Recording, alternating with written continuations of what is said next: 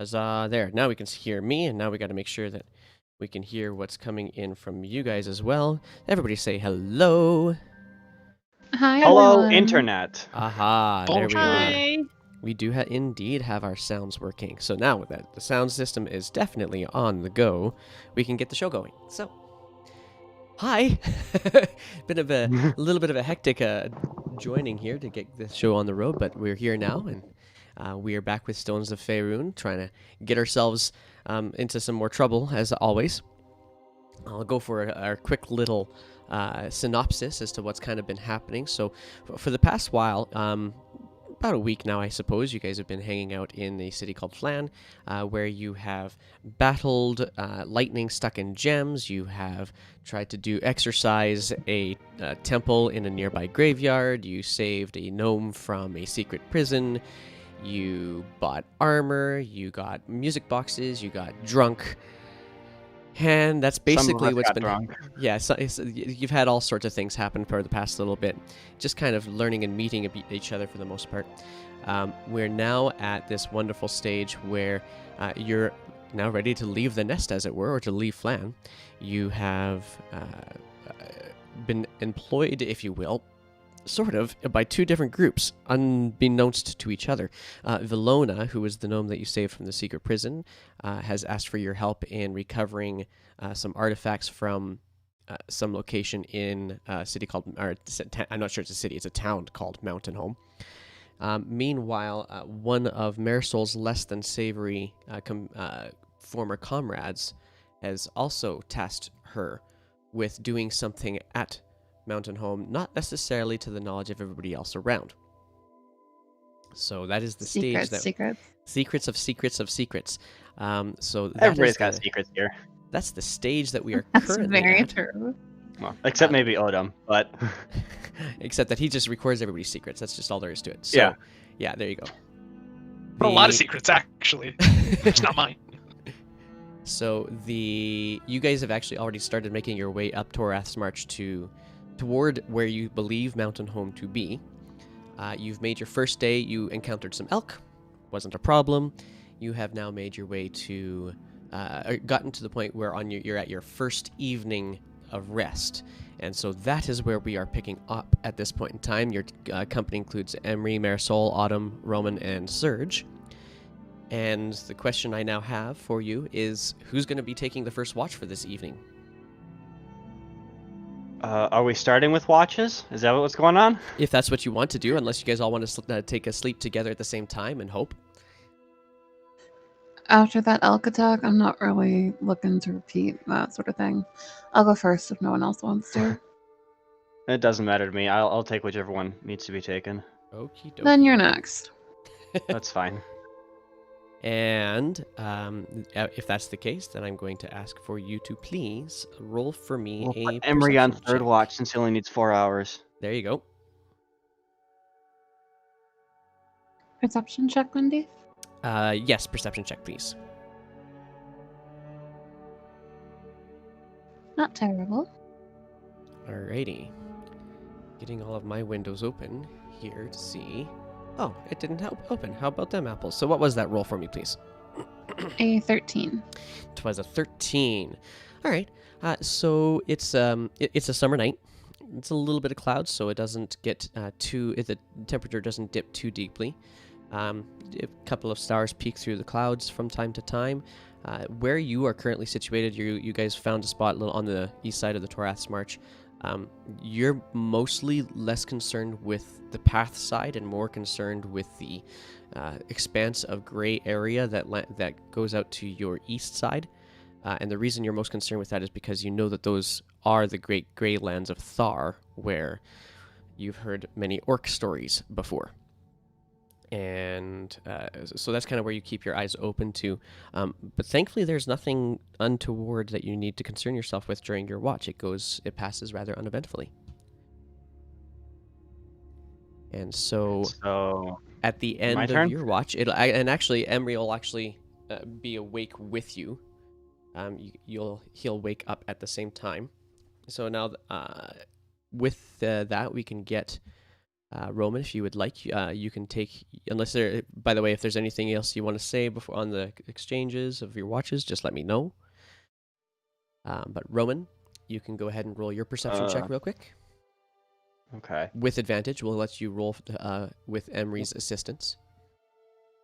Oh, he's probably got better perception, but I guess I'll roll it since he's not here. Mm-hmm. Please. Same roll. Beautiful. Alrighty.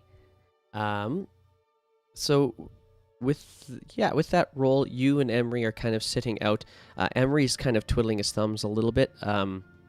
Sitting, keeping watch. He's kind of keeping watch towards the forest side, which is on the opposite side of the path.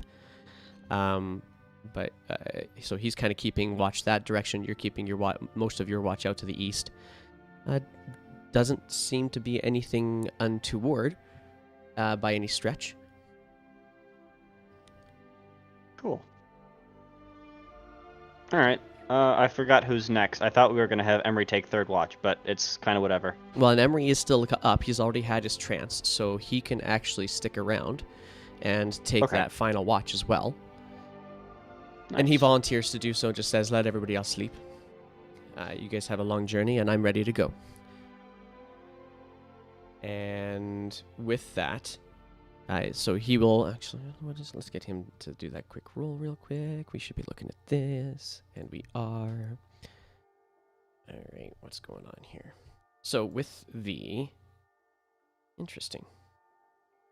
Why is it doing that? Ha ha ha ha. Of course the things aren't working the way they're supposed to be working. Oh, it's because I'm looking at the wrong thing. That'll make a difference. Huzzah. There we go. Okay, now we can get everybody else to see what rolls are going on here now, too. So, and Marisol is sketching through her watch, enjoying the summer breeze. Beautiful. What are you sketching? Mostly the stars. It's been a long time since I've had an unobstructed view of them, so just a lot of practice on star shapes. Okay. In the stars this evening, actually, I should be taking a quick peek at that. This is something I get to share with you that I don't get a chance to share very often. At this particular evening, the moon is actually starting to get pretty dark. It's so Faerûn, as you know her to be, the moon, is starting to waning quite a bit. She's much darker. It's really easy to see all of the stars because Faerûn's not getting in the way. With the end of this, actually, we have to do something different here for a moment. So we're going to start right off with whispers. Oh boy. Yeah, so this is going to be Roman, if you would please. I'm going to get you to switch channels over to the Whispers channel. And I will be back with everybody else back here in just a sec. I will.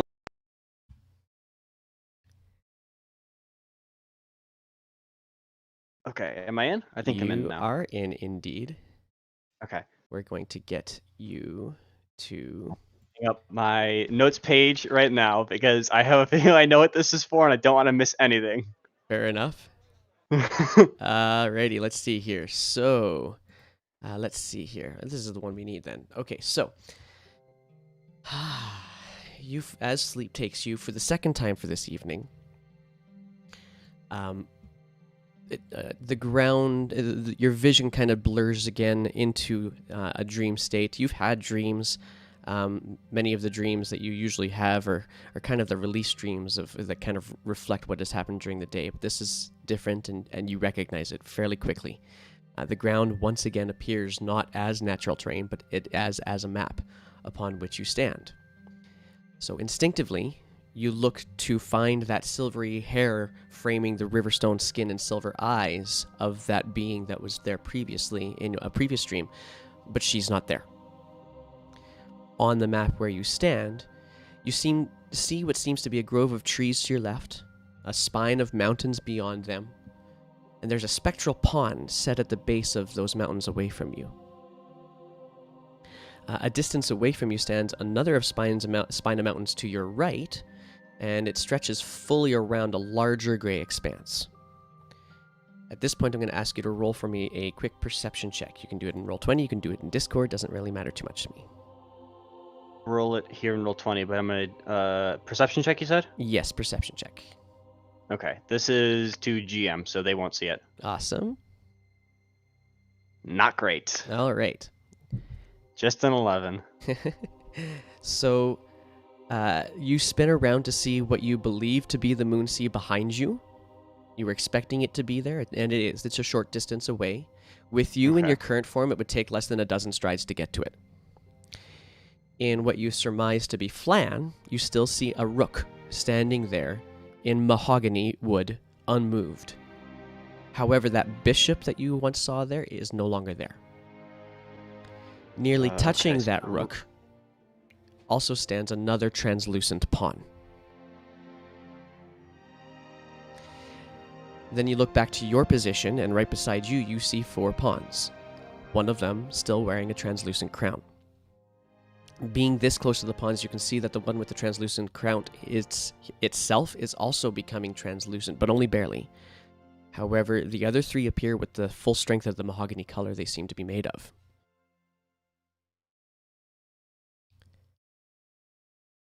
As you look to the distance a little bit again, you do look towards the spine of mountains that kind of went out to your right, and at the base of those mountains, you see a coin sitting there.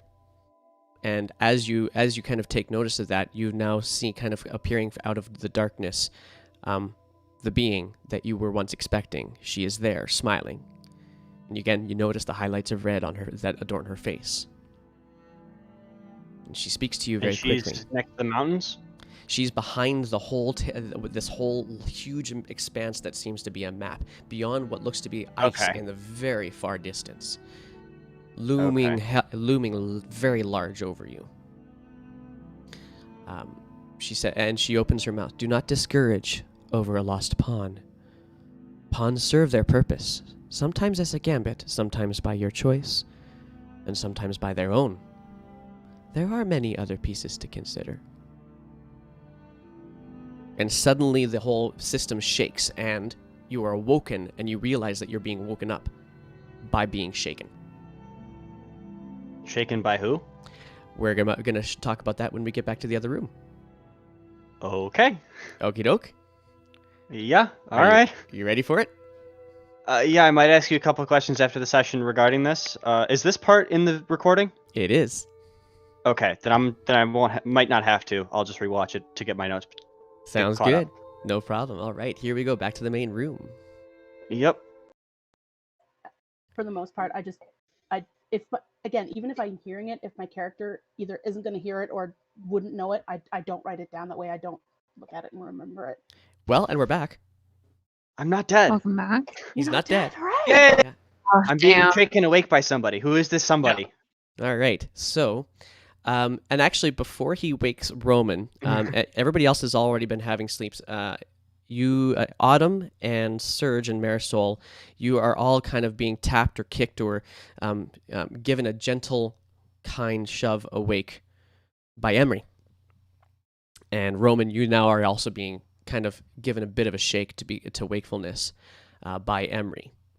And Emery is packed and looking as though he is about ready to leave. And What? he Did looks Roman snore?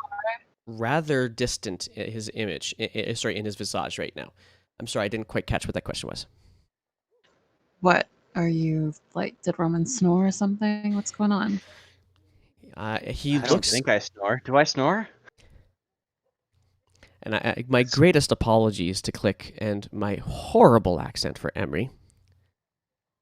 It's gonna happen. I don't even know if he's watching right now. He might be watching. Yeah. Well, he'll see that later on, perhaps. In any case, I'm sorry to wake you, but it is late, and I need you to know that I will be moving on. Oh. And he's kind of looking off to the distance, back to the west. He says, I had you know about the veil. I've talked about it a few times. I had another vision last night, and this one felt different. Felt more urgent. And I need to go see to it. I see. More chaos to be found in other horizons. I get it. Well, I didn't think that this was going to be an issue. I didn't know that I was going the wrong way the entire time. Apparently I was. I thank you for your time with me, though. Give me a chance to contemplate my visions a bit better, perhaps. Just don't go get yourself killed. He'll smile really big at that one. And he's gonna smile at this and simply say, "I think that is far from the plan. Though I don't think it's going to be uneventful." Uneventful is sometimes a good thing. I don't expect it's going to be in my path.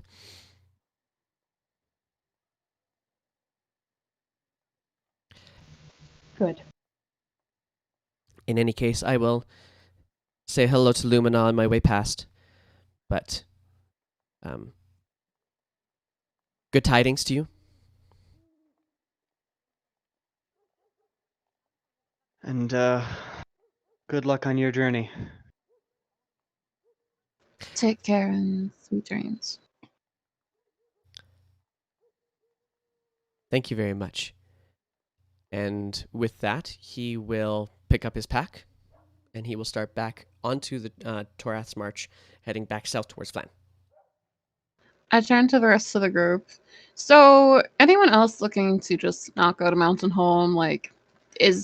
Do I smell or something? Like, at this point, we're sticking together, right? I have no current reason to leave. Reassuring. Serge just glares at Marisol and said, "I'm going back to bed." Well, I'm the not sun the one is that rising, so you guys will have actually had your full long rest at this point in time. Doesn't hurt to sleep in. All right, fair enough. Does when there's killer moose around. It was elk autumn. Pretty sure it was an elk, but Okay, so you're gonna hang out, have a little bit of breakfast, maybe get a bit of beauty sleep in. Is that kind of the plan? Yeah. yeah, sure, that'll work. Okay. Well, you have yourselves your breakfast, or you sleep in, and doesn't the morning is nice and warm. Actually, let's see exactly. Let's go for a bit of a quick check here on our lovely little weather. Alrighty, so it's the wind is starting to pick up a little bit. There's some light clouds coming in from the south, straight from over the moon sea coming towards you, but it's not cold winds. They're actually kind of slightly warmish winds coming through. It's almost as if the winds are trying to push you down the trail. Down the trail in the direction we're going? Yeah, go figure. Seems the gods want us to go this way. Or the weather. Isn't the weather caused by the gods? You can see it that way.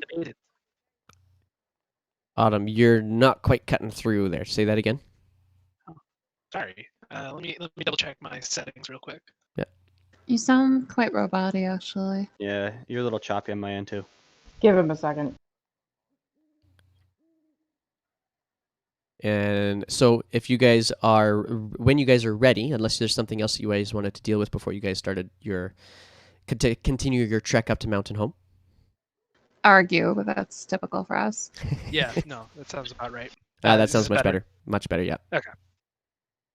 Okay. Discord likes changing my microphone. Oh, yeah. Okay, so then, let us go to who's probably going to be the one who does the lookout along this particular leg of the journey. Now that we're down to 4. Oh shit. Oh shit. Uh, Emery was our wisdom boy, wasn't he? I have a assumed +4. I assumed Marisol, since this is kind of she's the reason we're going here. Yeah, I was about to volunteer. I can Okay. help her. I got a +4 to perception. Okay. Or she can help me, whichever. It doesn't really matter. However you guys want to do it, go for it. I'll roll with advantage. That's fine. It's a pretty Not good roll bad. right there. Yeah. 2 good rolls. So you actually keep watch throughout and I'm just going to do this as kind of a watch for the whole day. Actually, you get yourself out onto the trail. On the trail, you're noticing the forest continues along the left-hand side. You're starting to see the Dragonspine Mountains, which kind of stretch out almost as if they're right in front of you, but on the left-hand side of the trail, all the way out into the distance on your left-hand side. And the trail just seems to be going towards the very edge of those mountains. You'll stop for a quick little bite out of your rations, but about the time you get to in the neighborhood of about the midday's sun has started making its way back down. It was kind of a shadowy thing in the morning because of the. Well, it wasn't actually all that bad. It wouldn't have been all that bad in the morning. It would have been perfectly fine because you're still far enough south. But as you get about mid-afternoon, the trail approaches a river. It's a very slow-moving river. It's dark with silt and moss and algae. The trail crosses this river. It's got a poorly kept, but it's a sturdy enough bridge. You guys have no problems getting across it to keep on the trail. And as you get to this point to kind of look to the east to see where the river seems to flow, it goes out into the great gray lands of Thar. And then on the opposite side of the bridge, the trail continues as it flows from the north. So it's coming in the opposite direction that you guys are traveling. The trail continues to travel along its bank. The mountains are now on the opposite side of this trail, and on the opposite side of the river. Marisol, I'm going to get you to roll a quick history check for me too, please. All right.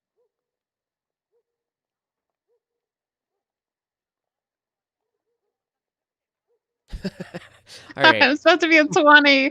Fuck. Yikes. That was so close. All right, so now we're getting a little bit later into the afternoon. You see the mountains begin to open up to grasslands, but not before a castle comes into view.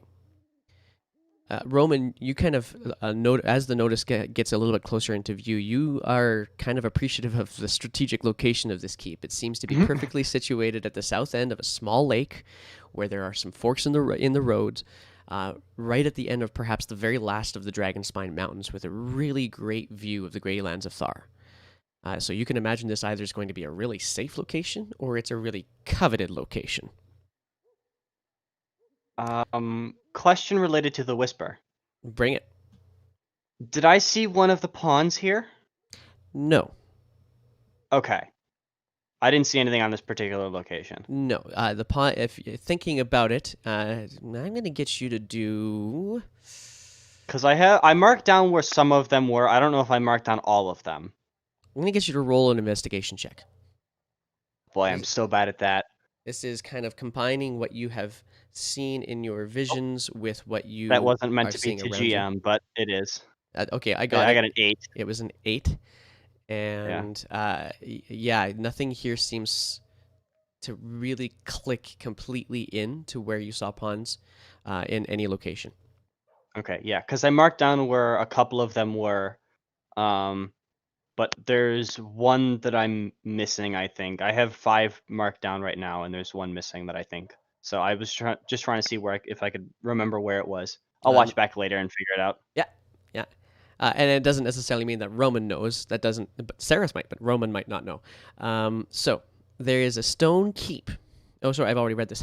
As you get closer to this castle, you do see that how this castle is built. It's got 3 towers that are immediately visible around a large stone keep at the base of the mountain. From those 3 towers, and they're on the opposite side of the river. from those 3 towers, you do see 2 stone footbridges that arc across the river, connecting to a 3-tiered tower that basically is right smack in the middle of the path that you're currently on. Now, the gates to this 3-tiered tower are open. There are 3 guards wearing uniforms that resemble kind of like the Black Fist uniforms of Flam. Not exactly the same, something's different about them. And they're keeping a very casual watch at the south entrance that you are approaching. So you're a little bit of a distance away. You can see this with that really awesome perception roll. Before you get to the castle, you're certainly not in earshot of anybody that's there yet. And kind of also, Marisol, with that really awesome perception roll, you also do see in the similar uniform, a dwarf that seems to be greeting people as they are passing through the keep. And you now notice that they're also passing through the keep from the north side, too. It's not like this keep is stopping people and checking anything. It seems very collegial. Interesting. I look to the rest of the group.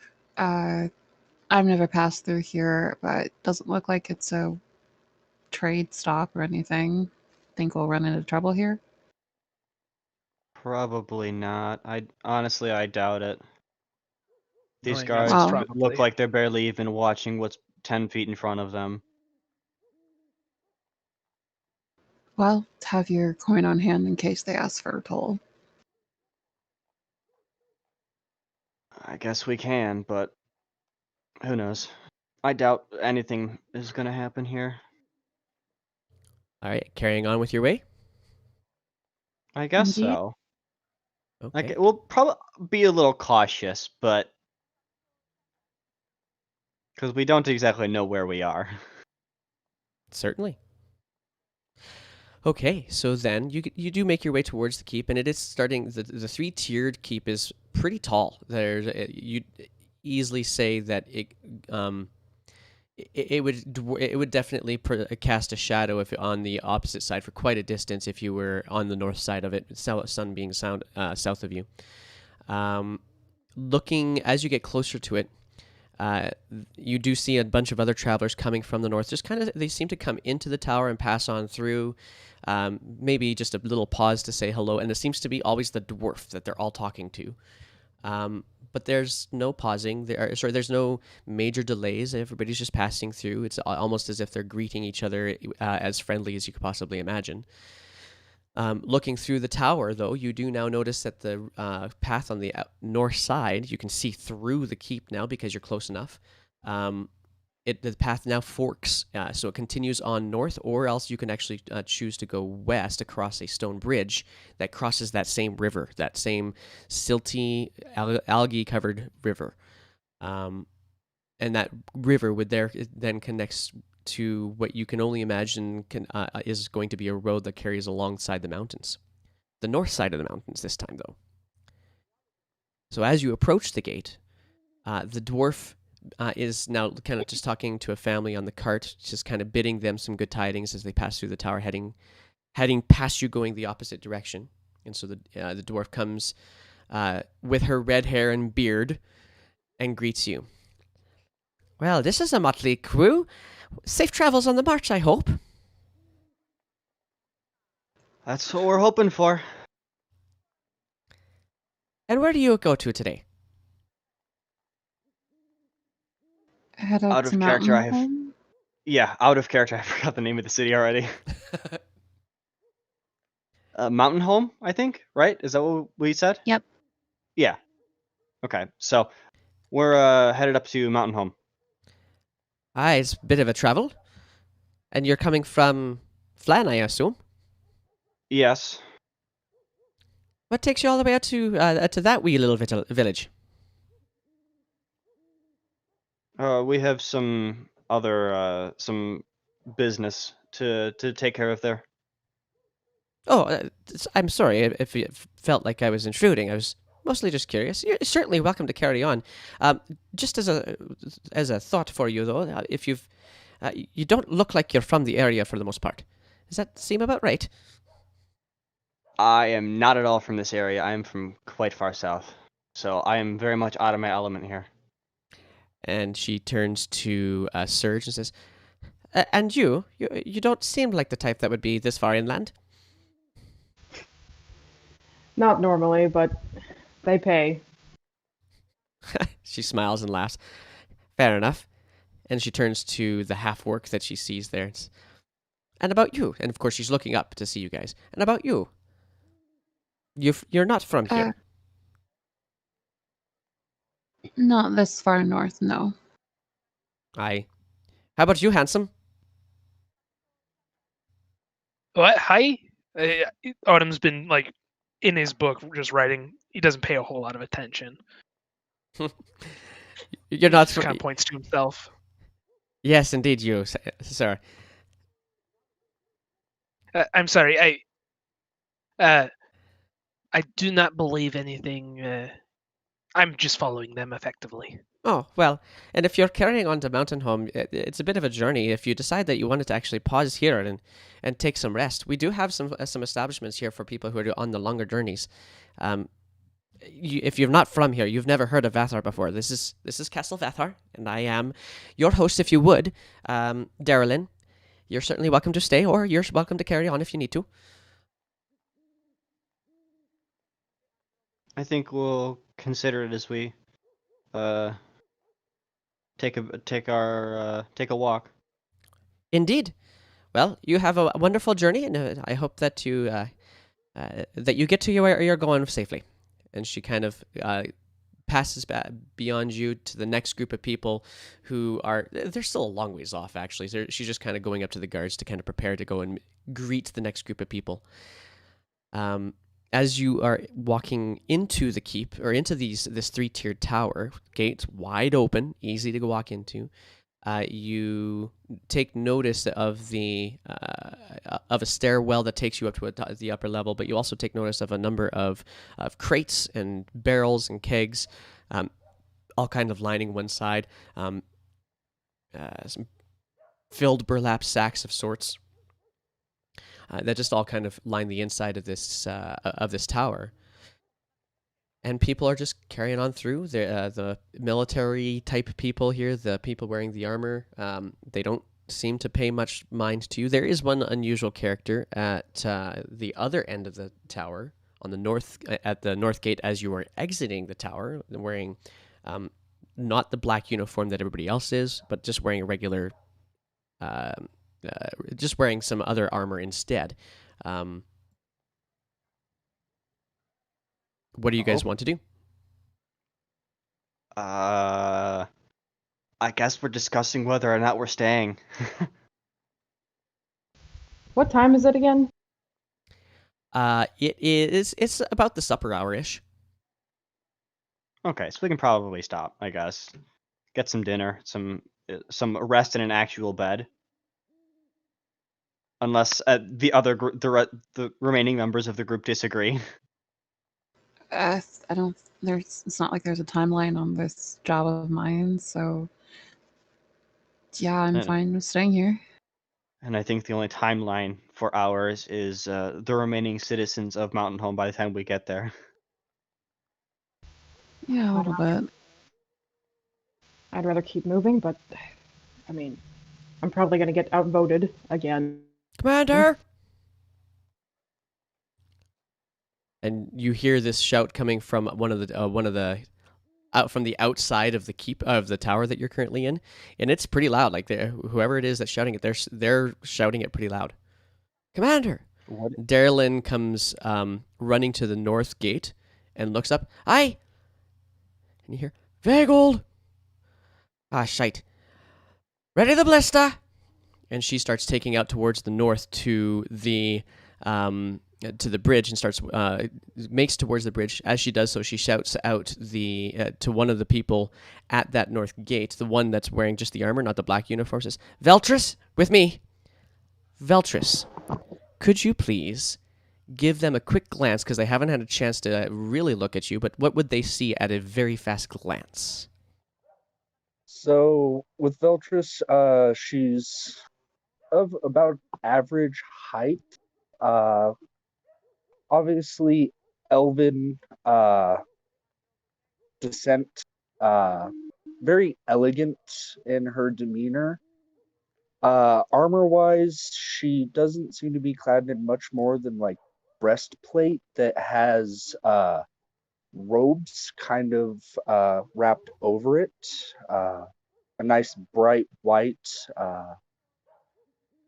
What side of her would be facing them? The backside. She's been keeping watch out the north end. Okay, so you would, depending on distance, you might notice a rather crude looking gauntlet on her right arm. But other than that, she doesn't seem to have much to her. All right. But she's like, yes, my lady, I'll be right there. And so Darylyn will come running out towards the and just kind of veer off onto the bridge outside of your view because you guys are inside the tower. And Veltris will quickly follow in behind. What are you guys doing?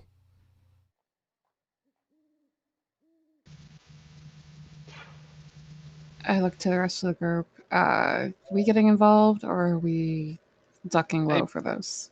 I think we It's should the figure in the out direction who- where we were headed, right? Partly. I mean, it's out that front door, basically.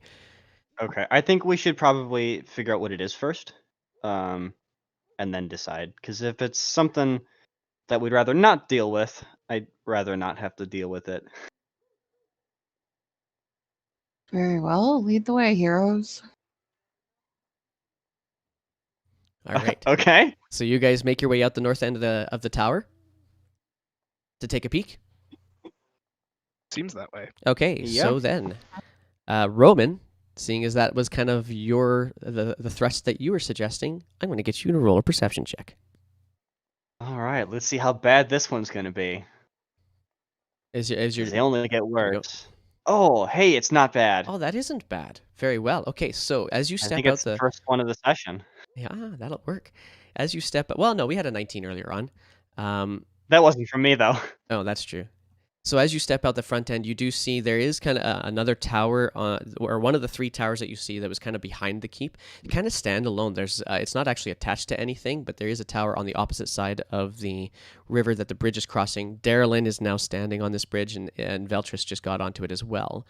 And looking out to the west, which seems to be the direction that they're looking, you see a good distance away a bit of a puff of cloud of dust, as if being kicked up by a large cart or a bunch of horses or something along those lines. Looking towards the keep, you actually do see a ballista on the keep as well. That's across the river, and you do a quick peek up to see where that shout was coming from, and you do see the end of another ballista, basically 2 levels of the tower up above you. Just kind of, just the front end of the ballista pointed out in that general direction that the cloud of dust is coming from.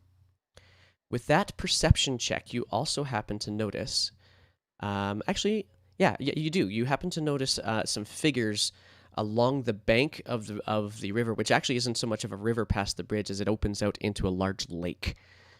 But there are 3 figures along the banks of that lake. Are they wearing the same uniform as the guards here, or no? Too far away for you to be able to tell that for sure. Veltris, you might be able to see better from your vantage point on the bridge by this point in time. So Veltris, why don't you get your chance to roll your first perception check? Woo! My best stat. Oh, Yikes! Great First start. nat one. I was This is about gonna to be a wish it great luck. game. Oh man. Yeah, you are not, considering the fact that you're supposed to be relatively vigilant. You don't see what the threat is at all. You heard them say Vayguld, and you're familiar with this term and how it and what it refers to. And you're familiar with the fact that it refers to barbarians usually. All right. But you don't see evidence of anything yet. Until Darylyn points up the path and says, "Huh, they don't usually come in that fast."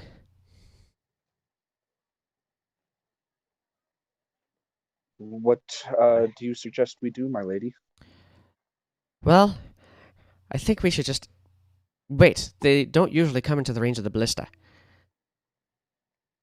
And this now at this point in time with that perception check, Roman, you're going to hear that they are saying wait, but they don't seem to be paying any attention to the three figures along the lake bank, who are now moving towards them. You now notice that they are moving towards you guys and towards the bridge in general. Okay. Are the two up there within earshot of me? Yeah, you could shout to them without too much hassle. They're only about 30 feet away. Okay, yeah. I'll shout to them that there's 3 in the river headed towards the ballistas. And immediately, Darylyn will take a look, and she'll say, "Ah, shite! They got to get here faster than they do." And how far away is that from me? The 3 in the three river. figures. Gosh, they're going to be around 150 feet-ish, maybe longer away from you. They're a bit of a distance. And now that you're looking at it, you're getting the picture in your head that these 3 are not going to get to the bridge faster than the dust cloud horses that you now see are definitely horses are going to get to them. The horses are heading towards the 3 figures? Well, the 3 figures are not far away from the path, so you're wondering if this is some sort of a race. That's the kind of picture you're getting. Is that it seems like the ones along the bank are trying to get to the same place that the horses are, but you don't necessarily you predict the horses are going to get there first. Okay. Then I guess I'll tell the strange dwarf lady that my prediction. And is it easy for me to get up to where they are? Yep, very easy. You could just walk out onto the bridge and talk to them.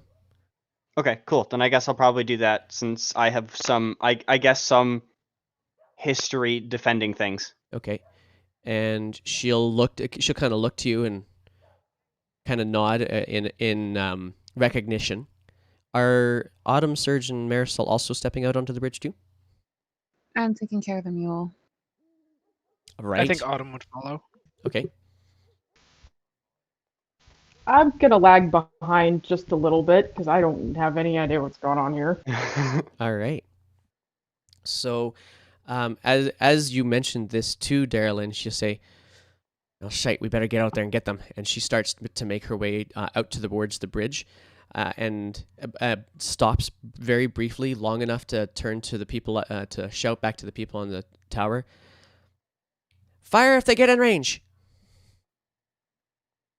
And the one goes, "Firing when ready." And now all of those people who are wearing black outfits, they're all arming themselves up, and they're actually looking like they're pretty rigid and ready to go. Oh, okay. Have these 3 figures gotten any closer for me to be able to tell what they're wearing? A little bit closer. With that 15, now that they're a little bit closer, one of them seems to have horns, and the other 2 seem to have feathers. Okay. All right. I guess I'll follow the strange dwarf lady then. All right. Because if those 3 don't appear to be with whoever those horse people are, then I'd rather take care of them first. Okay. Whether it's help them or whatever. Marvelous. So then, here's what we're gonna do: is we're gonna get everybody, including Indani, to roll initiative. Oh boy, I gotta roll initiative. So hang on, let me actually make sure I actually cleared that first, because I totally suck at actually doing that. No, yeah, it's cleared. So you guys are good to go. So as a reminder of how to do that, I'm going to get you guys actually onto the chart. So just give me a second as I get your tokens ready for you. And I will get your initiative rolls. Gotta click. Yeah, you got to click your tokens first. So hang tight on that until I get your tokens out there. Oh, we're on the loading screen. We have we're our on- tokens. Oh, okay, that'll work fine. Then. I'm blind. I totally forgot that. I'm sorry. All good. All good. Just roll again, and you can input the correct one. Yeah, I can do that. That's not a problem. Alrighty. Let me get the tokens onto the Oh, map. you're not so I on can the make turn those. order for me. Surge. I'm very used to roll 20, so I just automatically click my token. There you go. There. Yeah, I don't see Surge in the turn order. Nope. She hasn't rolled yet. Yes, because I'm not there yet.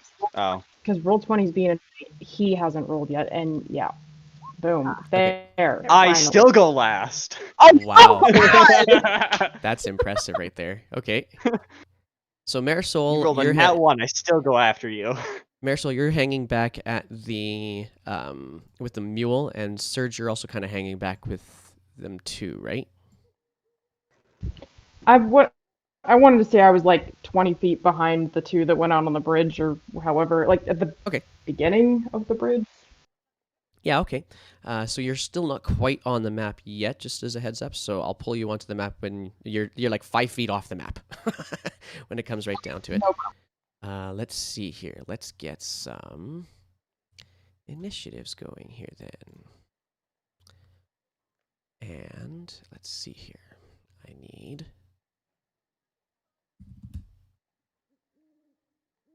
Okay.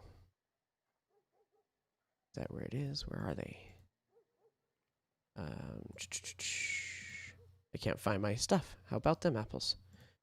Roll20 does nothing to help me figure things out. Okay, there we go. Alrighty, so there's a few things I'm gonna have to click here, so just bear with me here for a second, guys. You're gonna be able to see these, so nothing here needs to be hidden from you. And chunk, and chunk, and chunk, and last but not least, I go before something. let's see here. Watch your only possibility be a held action, though. All right, that's this No, one. I have a thing that I can do anyways. That I might do just because And of distances. all right, that's this one here. Okay, there's a lot of things that are on this list, so here we go. All right, so let's get everybody so you guys can all see the things. This is here and this is here. Tell me if there's anybody who can't. Well, actually, there'll be a couple of you guys who can't see much of anything quite yet. This is such a big map. Oh boy. um, actually created with Dungeon Draft, just so you guys know. If you're interested. Ooh. Yes, so I have actually drawn this map. I was trying it out for the first time ever. It took me 5 minutes. I love it. So, Wow. now I'm going to get this so that everybody else can see on the stream. And Oh, our initiatives didn't transfer over. that's okay. I'll fix those up. No problem. Okay. And I can always get the orders fixed as well. Interact. We're going to get you guys. So there we go. If you're looking on the stream, that's what we see approaching. And over here is where our party currently is. Okay. So which ones didn't transfer over here? We should have Indani. That's good. Marisol. That's good. Veltris, 11.1. That's good. Autumn, 8.12. Surge, 4.17. Roman, 3.07. Who did I miss? I don't think I missed anybody, did I? I think we're good. 1, 2, We'll figure it out. 3, 4, Find out in a 5, second. 6. Yeah, no, we got y'all here. We're good. Cool. And Danny, as you guys are running, you know that you have these two other creatures with you. The youngest one, but as you kind of get close to her, she kind of reaches out and gives you a quick little touch, and then carries on running at a dash towards the bridge.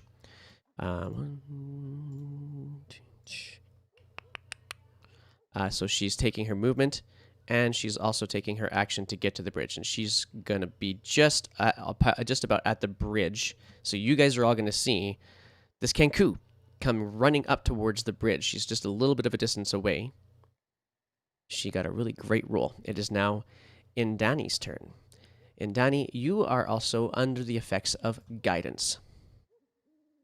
Hooray. What am I gonna do? Pretty sure I know what I'm Yep, I'm gonna do it. Fuck it. So as the smaller Kenku dashes away, you're going to see basically a billowing robe with a long whip-like purple tail sticking out of it is most of what you're going to see as this figure dashes into the road, longbow in hand, and fires at the lead horse. All right. At the Dear ruler at the gods, horse. please That's be what you're with aiming me. for, is the horse. No, sorry, at the person on the lead horse. Okay, fair enough. Go ahead and roll your attack. That would That be is a a 17. oh, that's totally gonna hit, totally for sure. Yay! 10 piercing damage. All right. Yeah. So he comes Man. and they're at a fairly full gallop coming at you, and so it definitely adds a little bit of force to the arrow that he gets knocked pretty hard. He grips onto the reins to hold himself on, but this particular fellow. The icons or the tokens are they belie what they actually look like.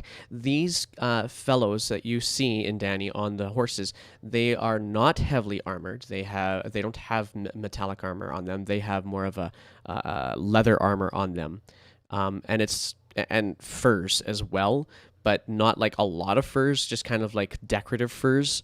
For the most part, and they have very dark tanned skin with dark hair and beards and such as well. And so that's who you just shot at. Yes, it is. Okay. And that was your action and movement. Do you have any bonus actions you wanted to go for? I don't think I do yet. So no, I'm good. Okay. Alrighty then. We now move to which one is that one? The one in the back. Of course, it's always the one in the back. Why does that make not? Okay, fine, whatever. So this one thug in the back using the horse's gallop comes at. So at a gallop comes at you, and goes to actually swipe at you with. Let's see here. The horse is galloping, so that horse is on the same initiative as this fellow is. He's only going to get one attack, though, because he is on horseback. And it is going to be a 13 to hit you, Indeni. But that hits. Oh, it does hit. Okay, I didn't think that was going to hit. Yeah. All right, fine. It just hit. Oh, that's okay. It's only 3 points of bludgeoning damage. You're okay. Hence the butts. Aha. The horse carries on through, just a little bit past you as well. After he gives a solid thwack to you, and just as he does so, you guys all hear. Surge, you're going to hear it. Surge, Autumn, and Roman, you're going to hear it, and Veltris, you're going to hear it from behind you. Veltris, you're familiar with the sound, but Marisol, being underneath it, you kind of hear this great big snapping sound, almost like a sproing kind of a sound. And you guys look up and you see a missile from the ballista loosed. So here we go, ballista. And that also hits. That particular person gets skewered by this missile from the ballista. Huzzah. And that ends their turn because that ballista basically stops them in their tracks for the most part. Marisol, it is now your turn. You are at the front entrance of the tower, which is approximately 40 feet away from the map. All right. I'll use my action then to dash up to where the rest of the group is, at least as far as I can get, and try to get a visual on the situation before I do anything. Okay, That's so all for me. that would be your. How much movement do you have? 40 feet? at a dash, I'd have 80. Okay, so this where you see right now is 40 feet. So do you want to keep going into your Okay. dash all the way out onto the path too?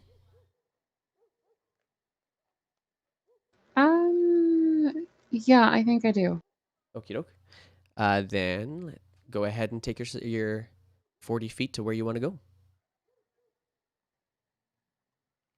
I'm going to stand beside this person and shield them from any further attacks. Okay. And that's all for me. Okay, so this person's looking particularly wild-eyed and scared, and you realize small, like young, like super young. That'll take your turn, so we go now to Veltris. All right. Let's see. I think Veltris will kind of start hustling forward, probably next to Marisol. Okay. And kind of look at the Kenku. It's like, hurry to the gates and whatnot. Okay. Sorry, my brain kind of melted. All right. So you do see this. So you've got some of your movement that you've taken. You do see this one barbarian on horseback that's just kind of swiped at this other person that just ran out onto the path. And so far you have used a free action, which is what I would say your speech is, and your movement. Is there anything else that you wanted to do? I'm going to do. Actually, I'm going to kind of reposition myself so I can be within range. And I'm going to cast Shield of Faith on the Kenku. Aha, okay. Shield of Faith. Let me pull that guy up here real quick. Got to remind myself all of the... Oh, you put it there. Thank you. Shield of Faith. A shimmering field appears and surrounds a creature of your choice within range, granting it a +2 bonus to AC. All right. Let's see here. Let's give you a little bit of an aura then. What color would your Shield of Faith be? I'd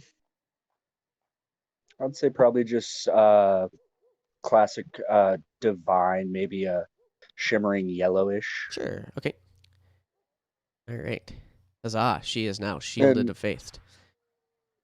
That's maybe a bit bigger. And just for a bit of context with Veltris's voice, she does have a very calm and soothing voice. Okay.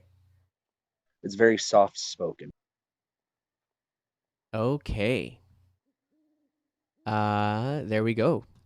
And you are now concentrating, so let's get that on there for you as well. Where is that concentration marker on here? There we go. Okay, cool. And then she'll just kind of prepare her katana and whatnot. Awesome. All right. That then takes us to another Kenku who looks a little bit leaner, almost emaciated, but taller, and still a young-looking Kenku who also dashes up towards the bridge as well. And that's their action and bonus action, or sorry, action and movement. Brings us to Autumn. All right. Autumn is going to move up next to this elven lady. And he's going to start chanting some words. Okay. And then he is going to cast Magic Missile. Magic Missile. Alrighty. At? It was going to be 1 here, 2 here. Okay. Yeah, you could reach that. So the 2 is your first one. You get to roll for each one, I think, don't you? Yeah, you get to roll for each one. Sure. Sure.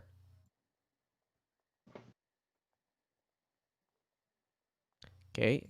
3. And so another. There we go. All right. So yeah, the motes of your magic missile kind of splash across the chest of Basically, kind of almost right beside where the ballista skewer is, and then the arrows gets smashed in a little bit further by your magic missile by way of the force of them as well of their impact. That ends your turn. Yeah. Okay, we got two thugs that both have two of these barbarians that both have the same initiative, and so they're both gonna run together. Oh, that was one too many. Let me try that again. All right. Let's try that again. Let's go. No, not that one. These ones only. Wow, it's making me catch that too. There we go. Got it. Okay. So these guys are all going to be moving up. And they're actually going to kind of swarm in Danny a little bit. They're looking pretty cheesed off at Indani right now. And both of them swiping with their maces as well. Not using multi-attack while they are on their horseback and running at a gallop. Does a 12 hit? It does not.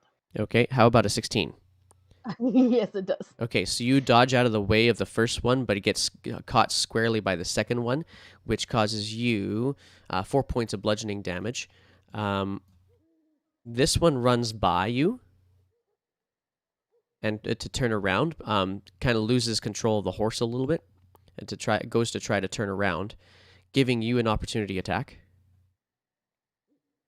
With disadvantage because it's a bow, right? If that's what you're using, yes. Well, I do have my dagger as well.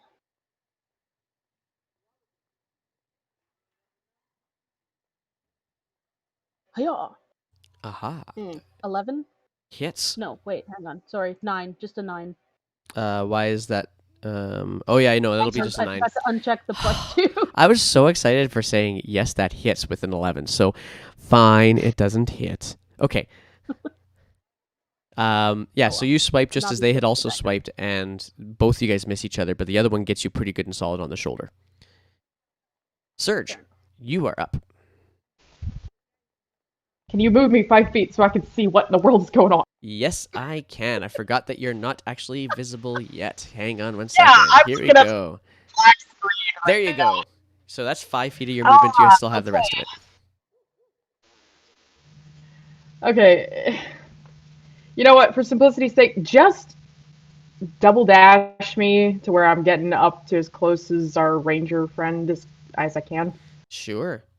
So to Indani? As close as you can?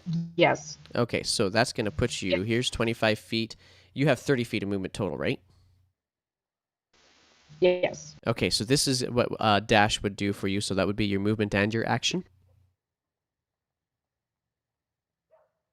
And that's as close as you would be able to get. Yeah.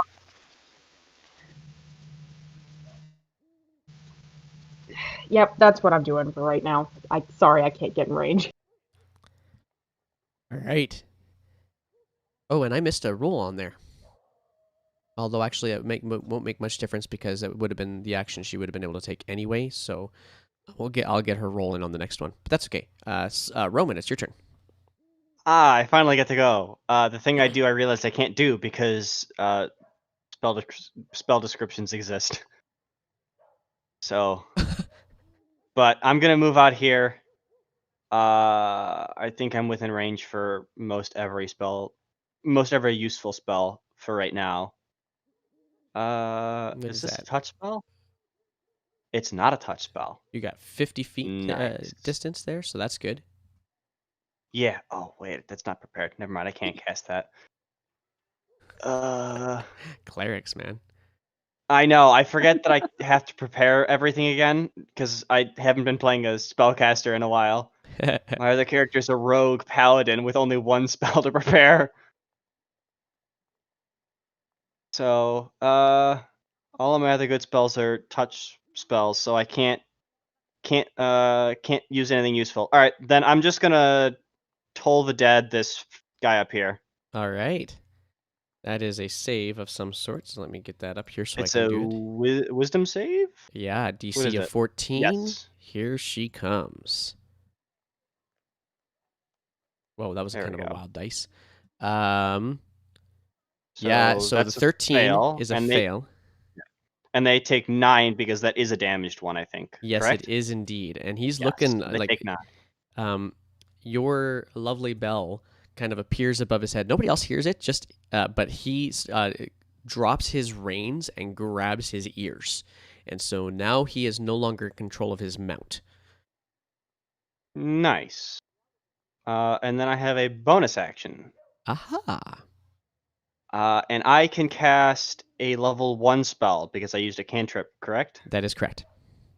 Nice. I'm going to Healing Word Indani. You're so Marvelous. sweet. Okay, how do you do that? However, it is that clerics use Healing Word. I don't. You have to say something. I don't know it's if a it's verbal thing. Speak something. Oh, is it a verbal thing? I Yeah. don't remember.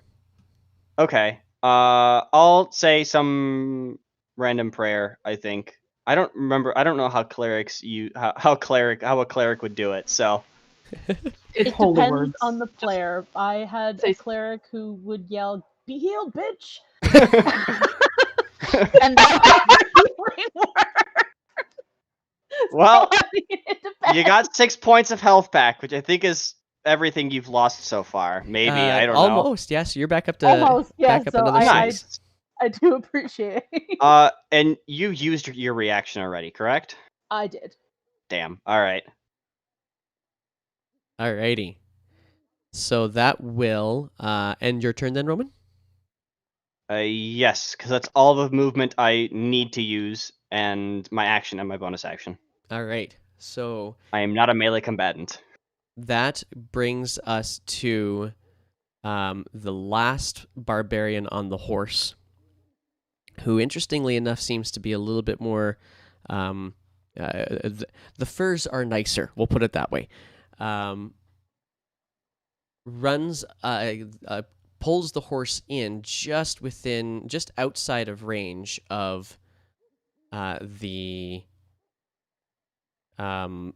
outside of the range of the ballista, and but pulls the horse up short, pulls out this heavy crossbow that it has, and he shoots at Indani from the distance that he's got.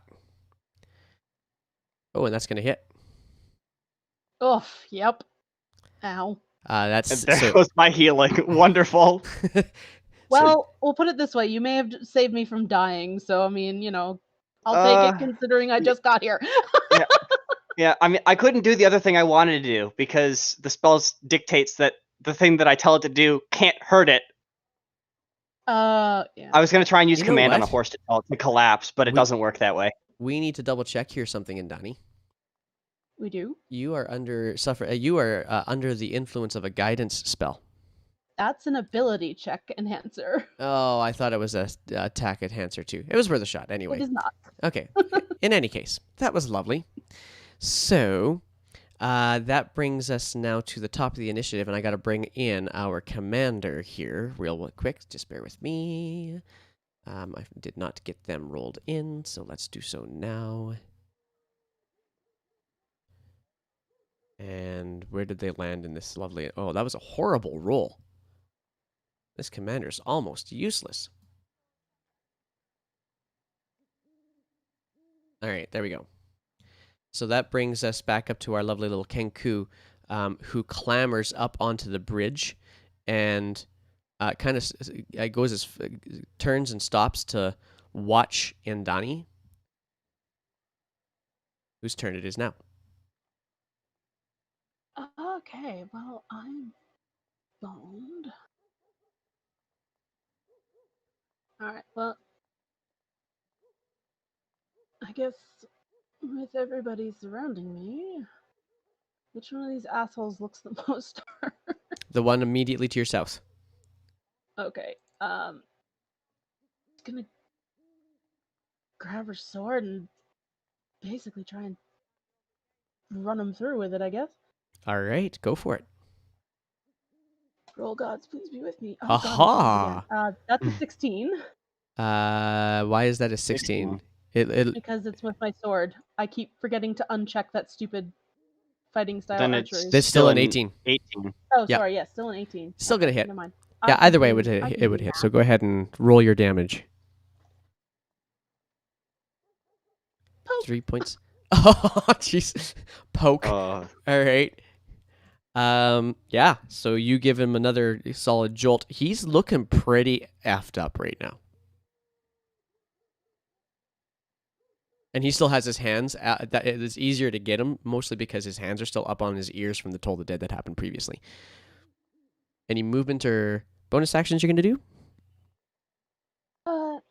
I'd like to, but too many people would get an opportunity attack on me. I don't think I could survive it. Yeah, you might be surprised. You could always try. True. Oh. this is a okay. Hell. I, Okay. I reread some of my spells that I have prepared. I can do things again.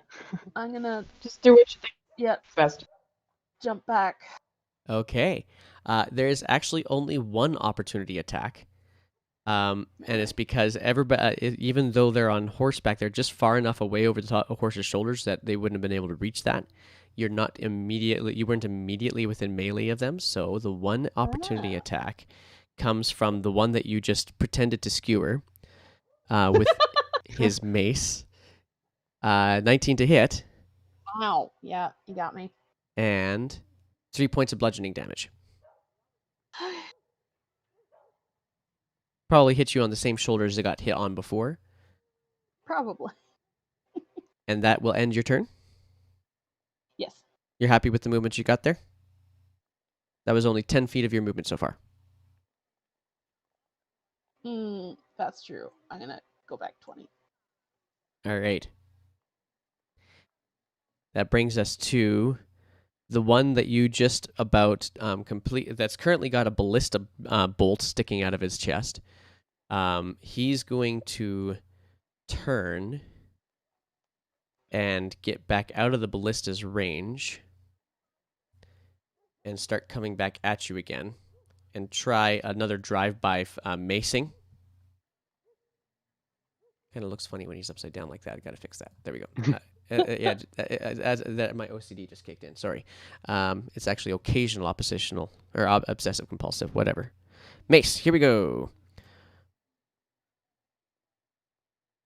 And he goes to swing at you, swings wildly, and then starts turning. And it's about this point in time, Indani, that you are actually noticing that there's another thing coming down the path towards you guys. It's still a little bit of a distance away, but this fella continues on past you back towards this other thing coming down the path. You haven't really had a good look at what it is, except for to see that there's horses involved. He moved out of your melee, though. Yeah, we're gonna swing that sword at him again. Yeah. Oof. Yeah, Yes. that's a miss. My shoulders get pretty fucked up. Let's be real here. All right, that brings us to Marisol. All right, protected dude's out of the way, so we're gonna go for actually hitting things this turn. I will leave behind the Kenkus and the rest of the group, make my way straight over to this man and attempt to strike at him first with my spear and then aim for just denting his fucking ankle with an unarmed strike. Okay. So there's the spear. Oof. And then your unarmed strike. The unarmed strike hits for sure. So you shove the spear in between at him. You basically kind of shove it right in between his arms as he's holding his reins, and one arm holding onto a mace. Totally miss him. But then in doing it as kind of in frustration of realizing just how badly you aimed, you do the kind of an elbow back into the inside of his thigh as you kind of pull your spear back out. And managed to get a pretty good solid jolt on him. You do feel that you actually made contact with bone. Do I have a free object interaction still? Depends on the object interaction you're thinking. Would it be possible for me to grab the reins out of his hands? I would say, yeah, that would have to probably be an action. Okay. At any rate, I'll stay here and growl at this dude. Okie doke. That brings us to Veltris, who is concentrating on a spell at the moment. Now that she is in more safety, she's gonna kind of release the concentration on Shield of Faith. Okie doke. But would I still be allowed to enter into another concentration? Yeah, you could just drop concentration, go into a different one for Okay. sure. All right, so she's going to pull out a vial of holy water, Okay. kind of step over so she can anoint all three of us, and kind of dab on her finger the water and maybe like mark it across their chest. May help guide our hands and let us strike true. And she's going to cast Bless. Aha. All right. I forget what that spell does. It's a You D can roll a d4 to add to attack rolls. Oh, saving throws. You are Okay. blessed. And that'll be on all three of them. Okie doke. Yep. And then she will use the rest of her movement to run up next to Surge and prepare to receive the barbarians. Alrighty. That brings us now to the other Kenku, who comes up to, and Autumn and Roman, you guys are going to hear this just as much, comes up beside the beside Darylin and points back towards the barbarians, and you can hear it in a particularly unusually gravelly voice. But this bird is pointing back. This Kenku is pointing back out to the barbarians and shouts, "Bastards!" Autumn, it is your turn. All right. Autumn's gonna join the group, and then he's going to whisper something into his hand, and after he's done that, there's a sickly green energy kind of dripping off of it. And then I'm going to cast Chill Touch on the guy trying to flee.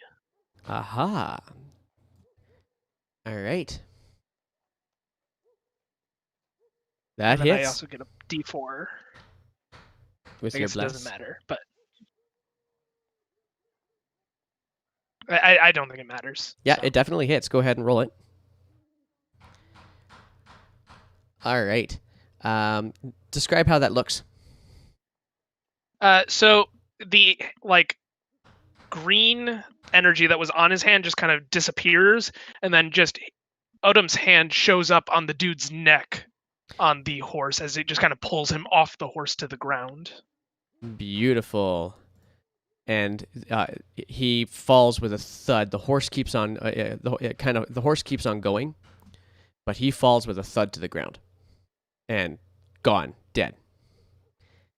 The green hand gripping across the esophagus of this person.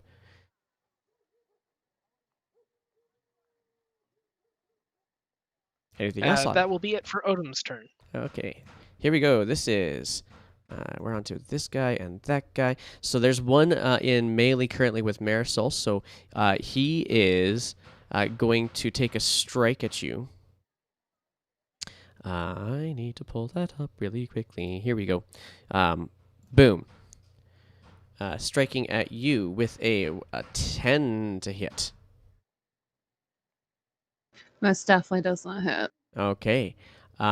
Realizing his current situation, he's going to try and kick up his horse and get out of it just a little bit. No, that's not what I meant to do. Let's try that again. So he and his horse going back on the horse that he rode in on. He's going to go this way a little bit, actually, to make sure that he doesn't get too close to Indani, and realizing that he's going to have to bug out, basically. Do I get an opportunity attack on him for that? Unfortunate. Oh, you do. Yes, Marisol, you do. All right, I'm definitely taking that.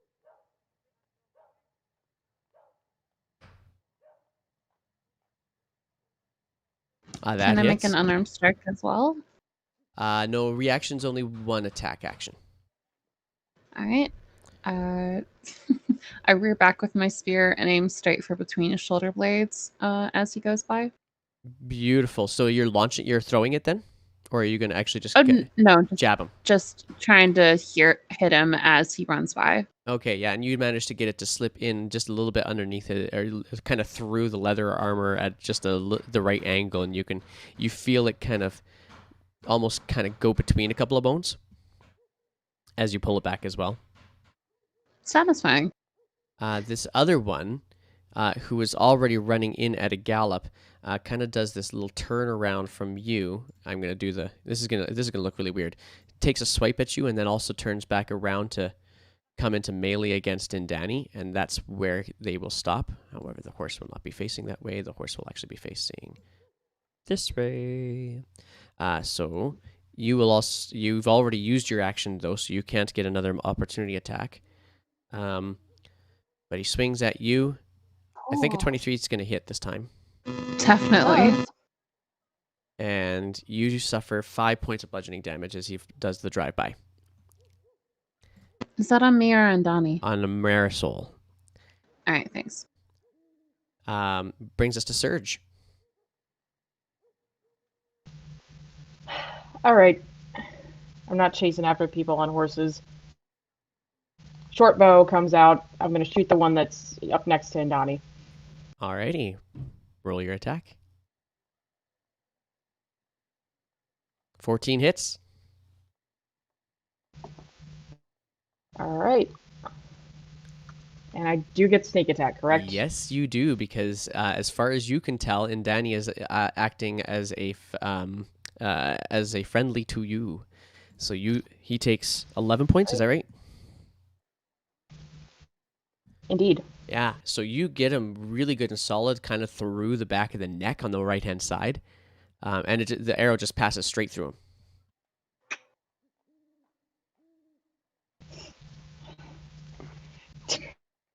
Alrighty. So just gonna yell after him, just die!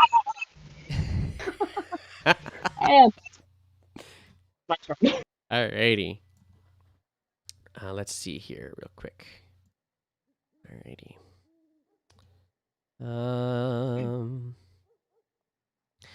Darylyn is gonna scowl, looking at realizing the age of these Kenku that are beside her now. Despite the skinny one being a little bit taller than her, she's gonna scowl and she is going to run up a little bit. Nope, that's farther than she can go. Hang on. That's how far she can go. And she is. Let's see here. What's her distance here? That's 55 feet. Let's see what she's going to try here. Oh yeah, that would definitely be a disadvantage. I have a feeling this would be as well, but we're going to try. Yeah, that would be too. So she is actually, you know what? She's going to try. She's actually going to run all the way out. She's going to make another move, movement for her action, shouting back, ready to fire again. Roman, you're on. Okay. Well, it seems like everything is running out of my range of everything, so I have to get closer. So I'll move up here next to Veltris. And how far away from everybody am I now? That's 35. That's 40-ish. That's also 40, 45-ish. Okay. I'm in range of most spells. Okay, so this one that's this black one. Which way is it? Is it running away from us? Black one. The black Oh, horse. this guy here. Yes, he's not at a gallop. He's looking like he's just trying to rear up and get out. He hasn't started Okay. running away yet, but he's about to. Okay. Well, all right. And how is this one next to Indani looking? Has that one been hit yet? It has been hit. He's looking pretty okay though. Better than Andani is. It's not All right. hard to Well, do at this point. let's change that. I'm gonna cast Hold the Dead on him. Okay. So I need a Wisdom save from him. All right. And it's got to be higher than a 14. Yes. Oh, and he does it. No, he doesn't No. actually. It's a yeah. No, if his first it's a one doesn't 4. happen, it's the 4. So he And- takes 7. So yeah, he takes 7 points of damage. And because I can, let's see. Wait, is this a touch thing? Oh, no. Nice. All right, I'm going to spend one of my healing lights on Indani as well. Oh, okay. Can you post that? That's a bonus. I don't know. that Yes, one. that's a bonus action. It's one of my Celestial Warlock abilities. Okay, at first level, you gain the ability to channel celestial energy to heal wounds. You have a pool of d6s that you spend to fuel this healing. Number of dice in the pool equals 1 plus your warlock level, so 3. As a bonus action, you can heal one creature you can see within 60 feet of you, spending dice from that pool. So you currently have 3. You can I roll. currently only have 2. I'm not a level 2 Warlock yet. Oh, that is a good point. Thank you. Yes. So go ahead and But roll. I'm only gonna spend 1d6. Okay. That's fair. Which sucks, but- Oh, jeez. Yikes. All right. Well, you got one more point of health there, and Danny. You know what? Sometimes that one can make all the difference. Honestly, yeah. I didn't realize it didn't add my charisma modifier to the roll, but all right. And is this doesn't count as a spell, does it? Nope. No, it's just a all right. feature. Okay. Good with that then? Yeah, I guess so. Okie doke. Then we are going to get to the last of the people in our initiative order here. And this is the one that seems to be kind of the leader of the group, and he kind of looks to Darylyn and scowls, but also turns his steed around to make a way. Come on, click properly. And takes a little bit of movement to do that because horses don't do their own don't do exactly what they're commanded all the time. They have to be given the command first, and so he starts making his way away. Yeah, just as that thing that was in the distance comes into view. And this is where we're going to pause our combat for a second, just long enough for me to be able to go say goodnight to little ones. But coming into view is a fella trying to play catch up on with the cart. And that's where we're going to stop for the moment. So we'll be back after a little bit of a break. Feel free to contemplate what you're going to do at this point. I will be back imminently.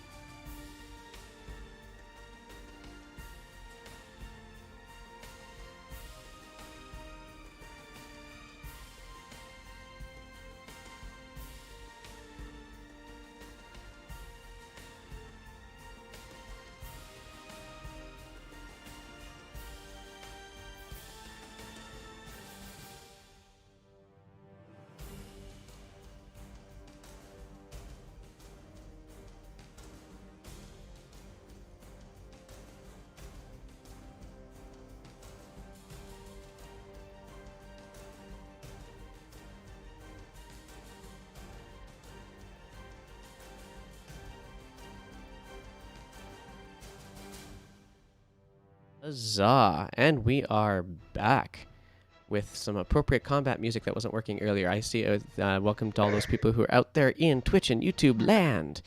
You are watching us as we are mid-encounter.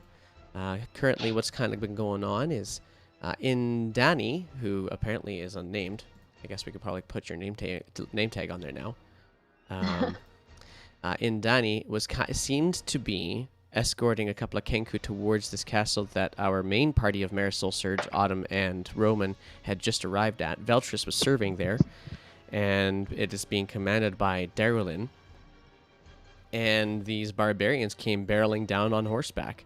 And just as we finished off, we ended up coming in with yet another critter in here, and this critter was running a cart with 2 horses. Covered cart, looks pretty, like it's in pretty decent shape. And this individual looks to be a dark, kind of tan skin, brown hair, black-haired, brown-eyed person, relatively average to slight build, and just a human running this cart. So let's carry on. Am I correct in assuming he is particularly pissed off at me? He is indeed, but he's also kind of noticing how things have kind of broken around. But he's definitely the one that you are trying to avoid, or not necessarily so much the one that you're trying to avoid as it is the one who's paying the people who you're trying to avoid. Fair. And definitely Yikes. the owner of these other 2. Not anymore. Speaking of whom, Allison, you don't know who it is. This Kenku here, actually, we're just going to take them right down. They're just going to sit there cowering on the bridge here. It's now Indani's turn. Seeing this cart come barreling in, there's going to be this flash of pure rage that crosses her face, and you see her lip curl back that little bit, revealing a slightly sharper canine than you'd normally see in a humanoid, and she is aiming her bow at his heart. All right, roll your attack then. For a 23 to hit. Okay, that most definitely hits. Let's see here. I'm going to have to get this on. That's only 6 damage, but But that's okay. That was I'll take it. That was worth the storytelling anyway. That was marvelous. Let's see Thank here. you. All right, so 6 points of damage, and yeah, he takes it good and solid in the chest, a little bit off the heart, but probably definitely got lung. And that will end. Actually, we're gonna get him into the initiative order.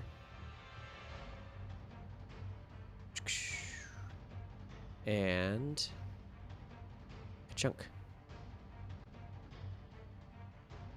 Oh yeah, guys, take my rolls while you can get them. Cheapers. Yes, I'm okay with these rolls. It still Alrighty. goes before me. I'm not happy.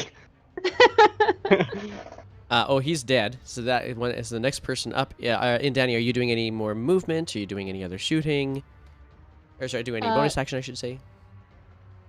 I wish I could do more shooting, but I can't yet. No, unfortunately now all of her focus is on him. All right then. That brings us to Marisol. Seeing an opportunity. Somebody disconnected. Oh, he's back.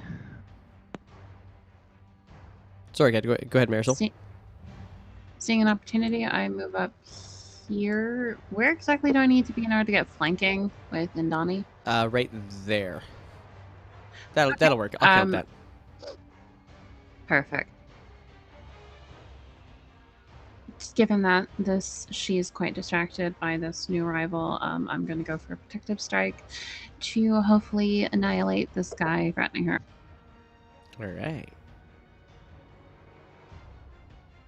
Yeah, so with advantage, you do get him on both of those. And like you feel free to describe how you're going to do this. It doesn't completely knock him out, but he's Oh, he's hell in bad shape. I straight up growl and just run straight for this guy. I springboard off the ground, land on the back of his horse, and just drive my spear straight down into between his shoulder blades, twist. And as I hop off, I land a solid kick to the spot where I stabbed him and drop down beside where I currently am. Oh, how lovely. Okay. Ouch. I love it. That was brilliant. That pretty much covers your turn then, doesn't it? Yeah, and I'm very happy with it. Yes, indeed. Veltris, you're up.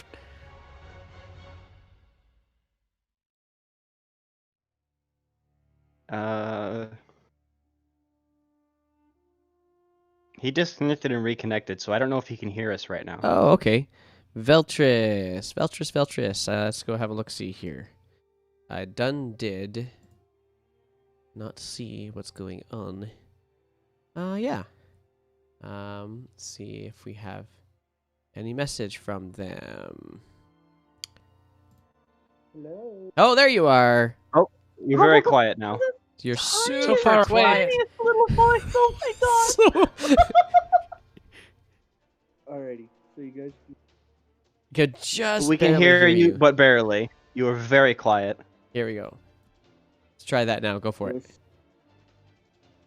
How about now? Well, I can We hear might you a just little have to bit turn Turn better. you up on our end. Yeah, I turned you up on my end for sure too. There might be some. Okay, yeah, turning you up helped. Well, We'll fix it later. Yeah, your sound isn't really coming through. So, in Discord, I don't know if you have a noise gate on at all. Where is that? Yeah, the input sensitivity. I don't know if you wanted to adjust that. That might make all the difference we need. But we can't quite pick up what you're trying to say there. You could type it in the chat if you want. Oh, there we go. I'm hearing stuff now. I hear you're fumbling with a microphone. Oh, that's what it is.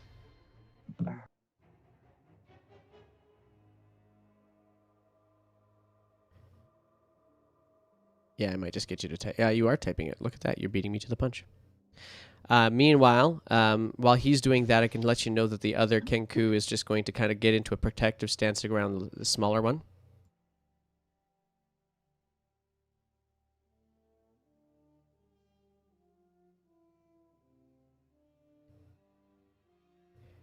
And then Autumn, you're going to be right on afterwards.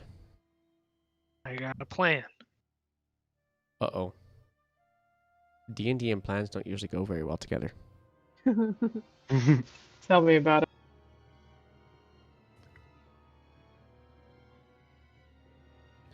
Okay. She'll run up to Marisol and Danny and give him a smack. All right. Roll your attack. You currently have Bless as well, but that still will hit anyway. So go ahead and roll your damage on that. 4 points of damage. Okay, yeah, you take a small, solid slash at him with your longsword, both hands, and he crumples under the weight of your sword, falling to the ground with a heavy thud. That will bring us now to Autumn. All right. Odin is gonna rush right up here. And I'm going to, very similar to the last time, I'm going to whisper something into my hand, and the green, liquid is going to start dripping off of it, but then it's going to, crystallize, Ooh. and then I'm going to use it like a whip on the guy on the horse. I'm going to cast Death Lure. Ooh, fun. Black That's what I'm horse gonna call or the gray horse? Sorry, not the horse, the guy on the horse. Okay, but the black horse. Oh, the guy on the black horse. Okay, gotcha. I can't hit the other guy. My Okay. range is so small. Sounds good, Veltris. Thanks, bud. Okay, so roll that. Post that sucker up there. The death lure. So it's lightning lure, Oh, lightning lure. but Okay, there you go. I'm using my, I believe it is the Awakened Spellbook feature. Oh, okay. And I am changing the damage type from lightning To necromantic. into necrotic. A necrotic. Okay.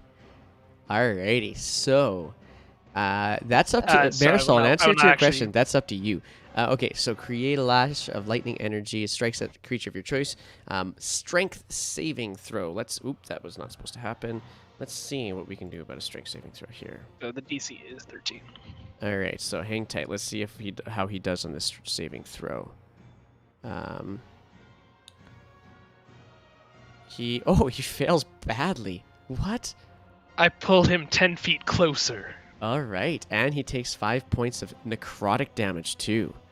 He's gonna go. Only if he ends his ends his turn within 5 feet of me. Yeah, he will. Almost definitely will. Got him.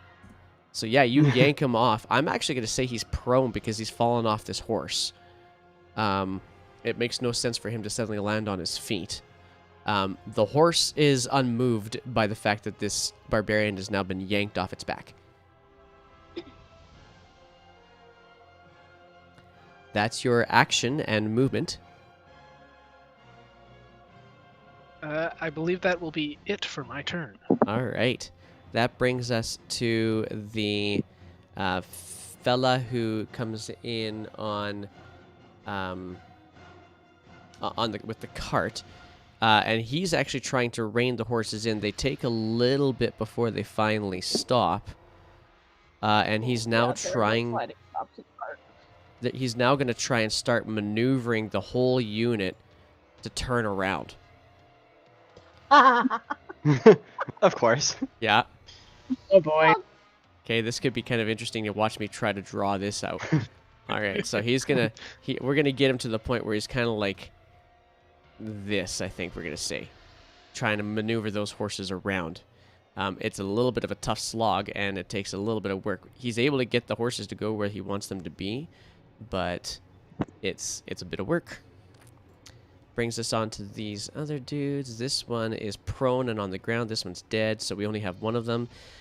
The one that's on the ground is going to get up and slash at you, Autumn, and in a fit of rage. He will go with Bing and a Bing. So his first swing, you're able to get around, I'm sure, because I'm pretty certain your AC is higher than 9, but I'm not sure it's higher than 22. It is higher than 9. Okay, so... It is 11. All right. And he Ow! causes you 7 points of bludgeoning damage with that second swing. Yeah, Autumn doubles over. Okay. Ooh. And then starts That move. He starts to make back towards the horse as well, ready to try to mount him again. I will attack him Aha. with my dagger.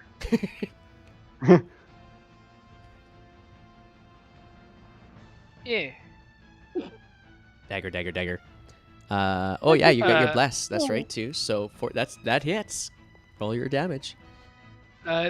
That should have added my bless as well. it did. It did. Okay, it was it did. just Sorry. one. That's all. Sick. 2 points of Got him. dagger damage. Alrighty. That brings us... So you kind of give a cut across the arm as he swings to go back towards the horse. Brings us to Surge. All right, finally, I can get up here.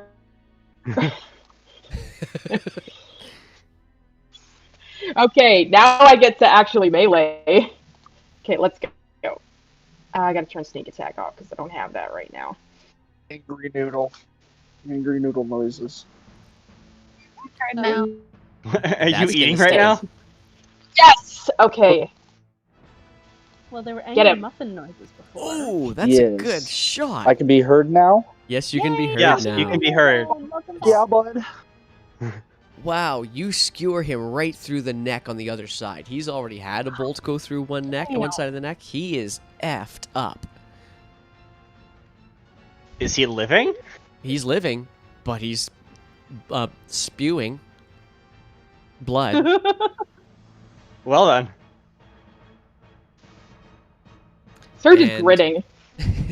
So that That's brings my- us to My turn. that brings us to Darylyn then. Let's see here. What's Darylyn gonna likely do here? She's gonna look over her shoulder and yell, "Hold your fire!" And let's see here. She is going to basically go to as far as she can, but she's not gonna run to anybody per se. No, she is actually. She's gonna dash up to this fella right here. And get right in his face. Or at least at his horse's ass. Whichever. Anyway. Roman, it is now your turn. We need to get this to the place where y'all can see it on the screen. Oh, you guys can. Good. All of my friends are, like, just out of range for them to do things. You can still move. The only people with... Yeah, no, that's my point, is I need... These spells that I need to use, because there's no point in me using Healing Word, because everyone is either mostly at full health or at full health. I think with the exception of Marisol right now. Ottoman and Danny are a little bit messed up. And Donnie's looking pretty bloody. Okay, then I'll do a thing. I'm going to move up here next to Odom. Mhm. I am going to Healing Word in Donnie, and immediately invoke my Voice of Authority and have her make a weapon attack. Against whoever she wants. It Okay. uses her reaction, which she hasn't used yet. That is in Danny's gonna get that action?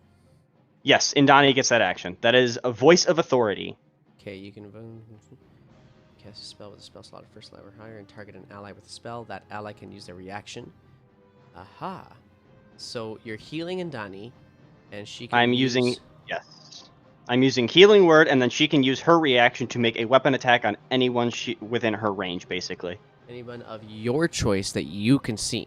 So you have to choose the person. Oh, we'll choose the guy in the cart, because why not? I can see him, and he's fleeing. All right, Alright, so happy you- to do so. I don't. And she already looks pretty pissed at him, so... Oh yes, yeah. No, I can kind of see him. I don't know how tall this cart is, but... No, you can see him. Okay. Yeah, from your angle, you Okay. can see him. You see his arms and such. Okay. Arms and legs. that still counts. Go ahead and roll an attack then, Indani, if you wish. It's a reaction. Oh, she wishes. So what you're gonna see is just all of a sudden she's gonna just stand up that little bit straighter, and there's still that just pure rage in her face as she draws another arrow, knocks it, and looses it for him. That's a Ooh, I 12 better to check hit. that one. I gotta look at that one real quick. I forget what his AC is. I don't think it's high. Nope, it hits. Yes. That is 9 piercing damage. Oh man, he is looking pretty messed up too. It's okay. Now he's going to make a saving throw, because I have an action still. Oh my Oh, really? god. I'm also going That's to hit right, him with that's your Cult bonus. Dead. Do it up, That's man. Healing Word is a bonus action, so... That's true. That's the wrong button. That's okay. I need Toll the Cult Dead. Spell save DC. I gotta do the spell save first though, and this is Yes. a Wisdom save. He's Yes, not Wisdom proficient save. in it. And he Yes! fails. And that's an extra 10 necrotic. Holy crap. All right. He okay. All right, here we go. So, he tumbles off the front of the wagon in between the horses and the wagon and gets pulled underneath one of the wagon wheels as he falls with his head, with his eyes dripping with this what color would this ooze be that comes from your damage of this, Roman? Mine? Yes. Let's see. It's necrotic damage, so probably some sort of yellowy green color. Okay, so this yellow-green ooze comes out of the bottom of his eyes as he slumps forward, gets thumped underneath the wagon wheel as the horses continue to move, continue to start to turn out of the way. They actually, I'm going to do it this way. They actually stop trying to turn, though, and just thump. That's the end of that. He is down. No, that's the wrong button. Click the right thing, Winder. There we go. Okay. And does that end your turn, Roman? Yeah, because it's my full movement, my bonus action, and my action. And then Voice of Authority being a free action, apparently, when I cast a spell like that. That is freaking awesome. That's a lot more busted than I thought it was. I didn't realize it didn't cost me anything until after I posted it. That was pretty marvelous, I have to admit. That was enjoyable. Okay, so That was beautiful. it was a little faster on this than I thought, but I'm okay with it. I'm into it. So here we go. This is the thug that is right beside Darylin, now seeing his employer fall, and his other comrades say in pretty bad shape. He turns and says, "Dothel, get on and go!" And just tries to beat it on out of there. This guy here. No, I got too many things. And so Darylyn's also going... Whoa, I'm hitting the wrong button. Darylyn's also going to get an opportunity attack in doing so. So, come on, Darylyn. Let's actually see if Darylyn actually becomes useful. Put all this work into making Darylyn. And... Oh, yeah. That's going to happen. Gives this one a solid smack, and so that is... how much damage? Okay, 5 points of piercing damage. He's looking pretty hurt, but he's also now around... Let's see here. How much distance was that? That was 15, so he's going to be 60 feet off the map by the time he's done.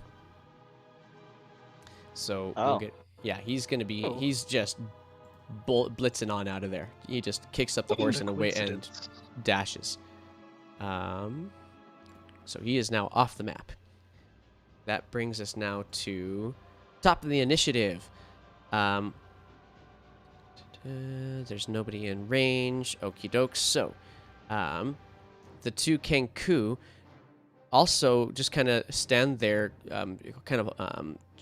they're kind of seem to be consoling each other. And Donnie, it is your turn. You have a horse beside you, another horse nearby you, a wagon that is now leaderless, and still one more barbarian trying to get onto another horse just a little ways away from you, besides Surge.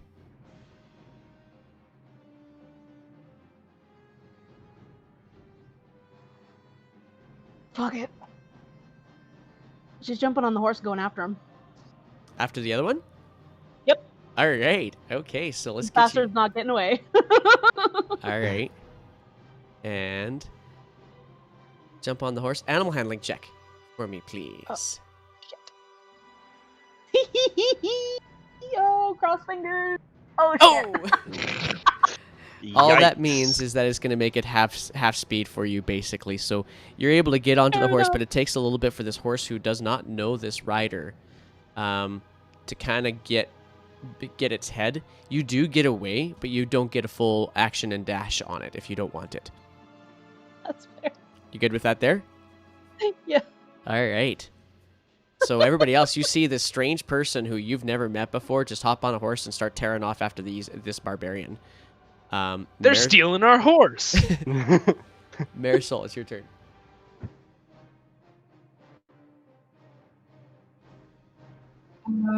I will run over this way, do a full-on backflip over the horse and the barbarian, and vent my anger on this last guy here. All right.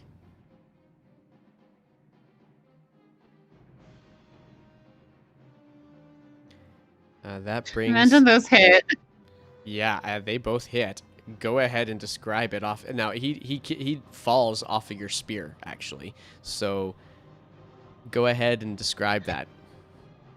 Okay. After Indani and the gray horse take off, I have a clear line of sight of this guy scrabbling to get back up on his horse. So I mutter a curse under my breath and just barrel towards him. I stick the spear in the ground and use it to vault my way over the horse. As I'm in the air, this guy's like halfway up onto the horse's back. I just jab my spear out. It goes straight through his throat, and I grab his face and pull as I land on my feet on the other side. Marvelous. Okay, so just to be clear, this one fella has had an arrow, I forget what the other thing was that went to, I think it was a rapier, and now a spear, all through the same throat. His head falls off. Oh. Yikes. So you try to pull the head Not over, hurting anything he but ever it just used. kind of, there's nothing holding the head on anymore. And the head just kind of rolls off the shoulders over your spear and over your hand. Try and do this super cool fancy Vicious. move and the head just comes off in your hands instead. All right. That will be your your action and movement, I think. Is that right? Yeah. All right. Would I have like an object interaction to just grab the reins of the horse in front of me? That one, because of the fact that you only needed the spear, I'll say yeah, you would be able to do that. So you do Okay. have control, but you are not on the horse. That's all I wanted. Right. Okey-doke. That's it for me. All right, Veltris. Most of these barbarians are already felled. There's a loose horse. There's a loose cart. There's also the two Kenku that you noticed that you saw earlier on, still kind of huddled up on the bridge.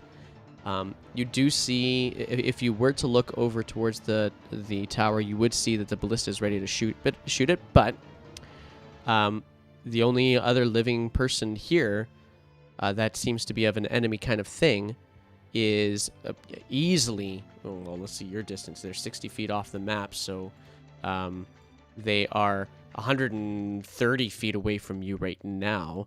And then there's Indani, who you've never seen before. Also getting onto a horse to run off. So what are you going to do, Veltris?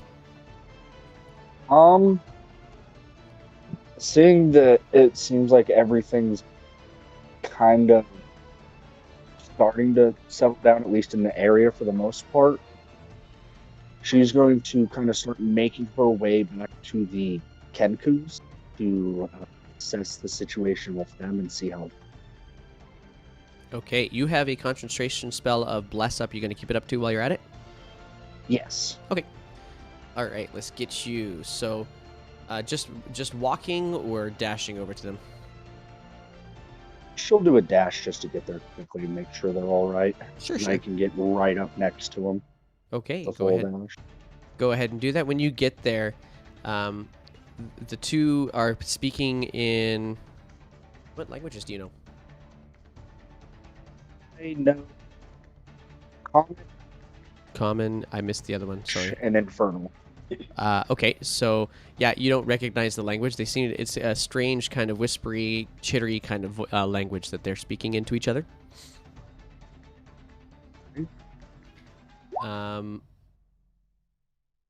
Alrighty. They look. Bruised, beaten, and slightly emaciated. You haven't had... Go for a medicine check. With Bless.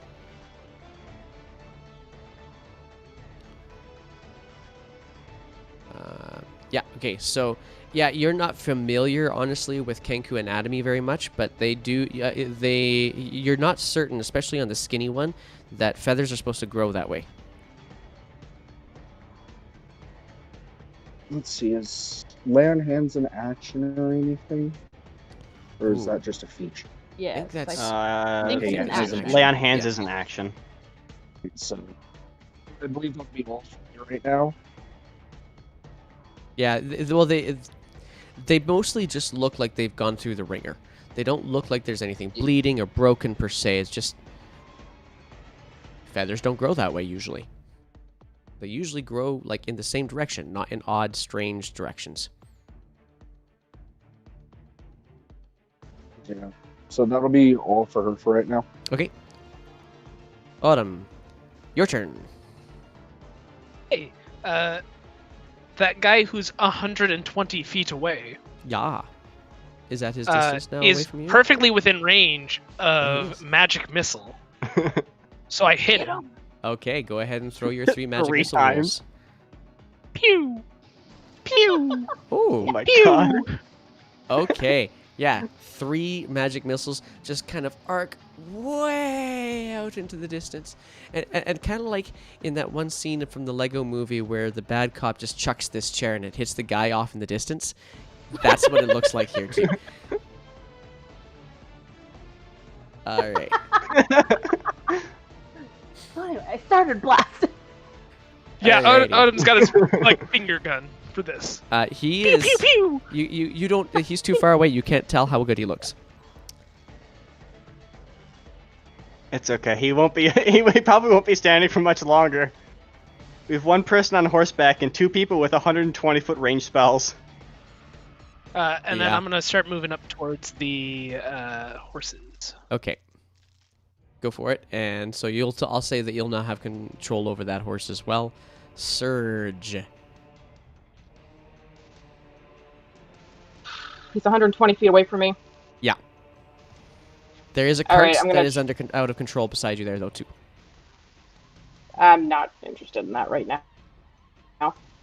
Disadvantage shot with a short bow because it's out of my current range. Okay. Disadvantage still hits.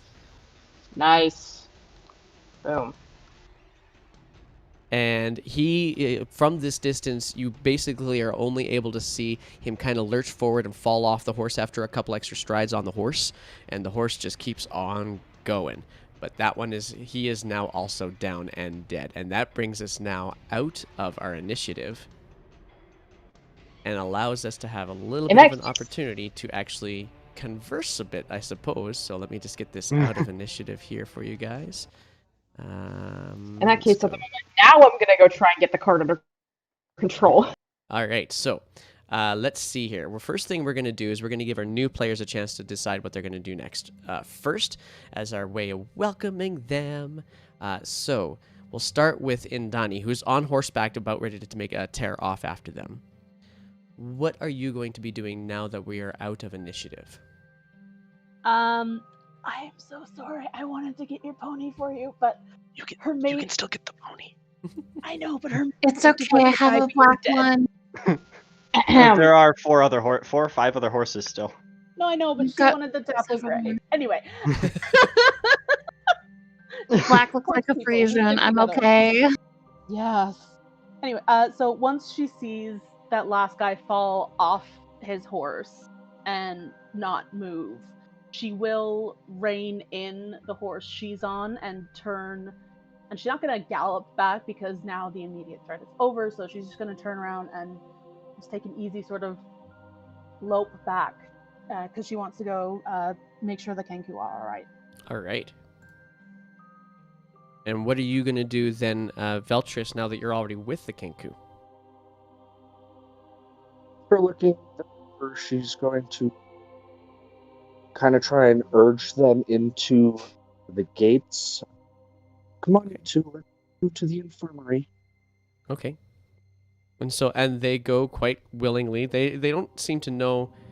Actually, what you do interestingly here is the tall, gangly-looking one. He looks to you and nods, and it almost sounds exactly like your voice. Infirmary. She'll give him a rather cheery smile. It's like, yes, let's go. And so they take And your she'll lead. kind of start urging them and lead them to the infirmary. Okay. We can now go on to the others of you. Is there anything in particular that you all want to do? Odin would like to secure the cart. Same. I'm helping. Okay, so and the horses aren't moving, so you do easily secure the cart. Are you going to bring it back to the tower, or what's your plan? I'm gonna start looting it Okay, first and foremost. all right. Loot first. No, once Lovely. it's like Don't bring the under- cart to safety. Take everything of value first. Yeah, you are going to be greeted as you are doing so by Darylin, who says, well, I suppose he won't have need of it anymore. Let's bring it back to the tower. And as you look inside, you are immediately aware, Autumn, of how much the contents of this wagon are not of your standard crafts or foods or even your standard regular merchant tools like leather or even weapons. The knickknacks in here seem to be this particularly odd assortment of, as an example, right? Just from looking, you haven't actually even done a really good solid look into it yet. But you can see that there are there's horseshoes. There's a little jar with that's got a burlap cover on it. There's another flask of oil. There seems to be some sort of a musical instrument. It's just this strange assortment of things. And you guys, Darylin kind of gives you the direction to not get in. It gives you this feeling that she doesn't really want you to be looking at the stuff, but more so to be bringing it back towards the tower. I assumed someone else. I believe Marisol was there. That would be Serge. Oh, Sir. Well, I assume Serge is like driving. I would- Driving. I would like to go hand the reins to her so she can break it in herself and then go talk to the tiefling. Yeah, and she nods and she happily takes the reins, and so you can now make your way to the tiefling easily. Autumn, you can actually hang out in the back and really have a look at those if you wanted to, and that would be an Yeah, investigation check. Free ride. Sick. Free ride. Hey, free shit's free shit. I believe I'm also still blessed. Yeah, you are. So that's a 20. Actually, how long does bless plus- last? I think it's a minute. Yeah, A you know what, minute. the bless. We'll say that this is the last bless roll then, and then the bless will have dropped. Perfect. Okay. Oh, So there you go. yeah. Oh, you're familiar with a couple of these things. You're pretty certain one of the things that comes that you come across is a ruby of the War Mage. You've seen this kind of a thing before. And it makes you start to look at the other things in here and wonder how many of these things are actually magical. If can that's a figure it thing, out. I'm gonna cast a spell.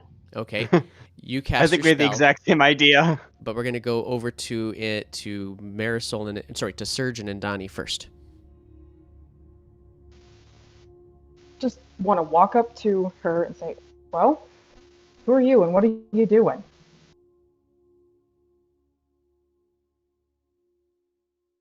And Donnie will just sort of look down at her from where she's up on the horse and be like, I'm Indani. I was rescuing those two. I appreciate your help. Rescuing them from what? From a fate no one should have to endure. It's not exactly an answer to my question, now is it? It is still an answer.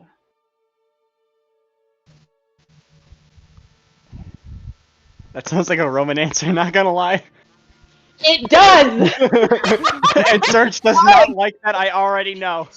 No, I don't! And Donnie and Roman are gonna get along very well. Oh, that's awesome. Buzz off, Roman! I don't need to deal with you right now.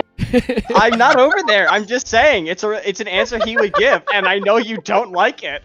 Odom, what is the spell you're casting? I have a feeling I know what it is, but go ahead and tell me what it is. I am going to be ritually casting Detect Magic in the fastest way possible. Okay, well, the fastest way possible is still going to take you 10 minutes, so... No, actually, it's not. It's going to oh. take me an action. Oh, well, then it's not a ritual cast anymore.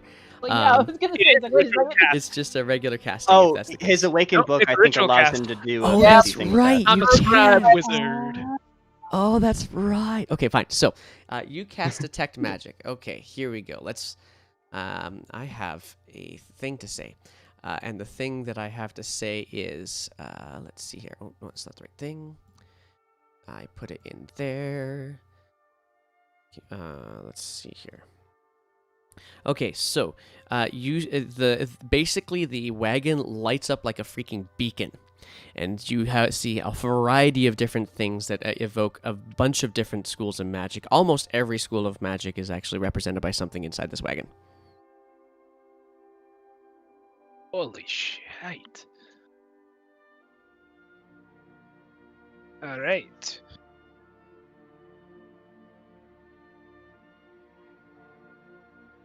Is there anything in particular you would want to be looking straight for? I can give you the full I'm just gonna list if kind you'd of like. organize a little bit Okay. So you for as the next like 10 minutes. okay, as she's making her way, and actually what you'll find is that a lot of it is already somewhat organized. That a lot of the it's just not organized by School of Magic. It's organized mostly by whether or not it is something that is worn, whether or not it is a potion of some sort, whether or not it is something that could be carried in pockets, those kind of things, smaller versus larger kind of ideas. So that is, and so it's kind of already organized that way. It's just not organized by School of Magic. If that's what you wanted to do, you could organize it by School of Magic on the ride back into the tower. I was more going to focus on just separating magical from non-magical. There is If that no wasn't already non-magical. Oh. Everything is Yikes. magical in this way, with the exception of a backpack. All right. Odom's just gonna kind of have a mild panic attack of like, what the fuck? Yeah. Okay. Oh boy. And catalog. What it Then let's go on to kind of move this a little bit forward. If we can get Surgeon and Donnie to continue a conversation here as well. But you guys are all going to start making your way, bringing horses back. Darylyn will send out another guard to go get the other horse, who likely will be a little bit of time before they get fully back. So actually 2 guards will go out for that. But she'll bring everything and everybody back into the tower. The horses, there is a stable that is across the archway that they can walk the horses across to get to. That also happens to be as you are as she brings you all in. She's kind of also mentioning to you, nodding to each of you, and says, "Well, that was pretty nice to not have to put my guards in that position. Thank you very much."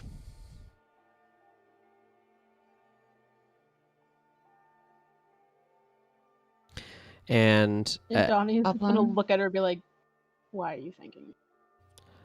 well, to be honest, I don't know anything about you yet. But what I do know is that when I see people running away from others, especially in the condition that wee one was in, chances are they've already been running away for a reason. I'm guessing that's the case for you. You're not wrong. So what were they? I saw them pass through earlier on. So what were they? Slaves. Aye. And now they are slaves no longer. An unfortunate legality that is allowed in this area. Believe me, it's something of which I'm all too well aware. Marisol, where are you at this point? Are you going to be with these guys, or are you going to be kind of moving towards the Kenku? What are you thinking you're doing? I'd probably be approaching Indani and sorry, I'm gonna butcher her name. Delrune. Darylyn, yeah. Darylyn, my apologies. Catching the tail end of what Indani's mentioning, my back would stand I would snap straight, fist clench immediately. This wave of anger just rolls over me. I'll approach both of them, nod to the dwarf, and regard the tiefling. You rescued them from, I'm guessing those were slavers? Mercenaries guarding the caravan. They belong to the man in the cart.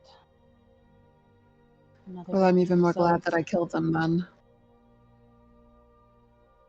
And you're just gonna get this like small but knowing smile sort of cross over her face, and you're like, that would make two of us.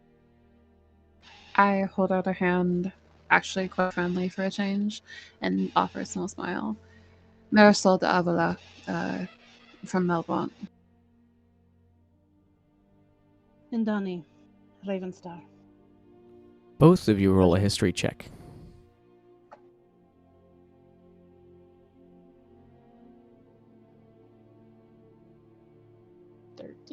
Okay.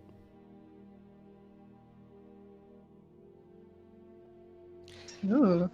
Marisol, you are familiar with some of the slavers or some of the mages and slavers of the area a little bit, and you are familiar with a couple of families whose is something Star. Raven Star is not something you're familiar with. Morning Star is something that you are familiar with as a name. They don't live, but they do deal with slavers in Melvaunt on occasion. And you're also familiar with another one that is it's just simply called North Star, but that family's kind of disappeared of late. But Raven Star's a new one for you. But that's what it conjures up, is it reminds you of those names. Okay. In Dani, you know of Melvaunt and know that it is a place where slavery has been fairly common. But you don't necessarily know anything else about it. Okay.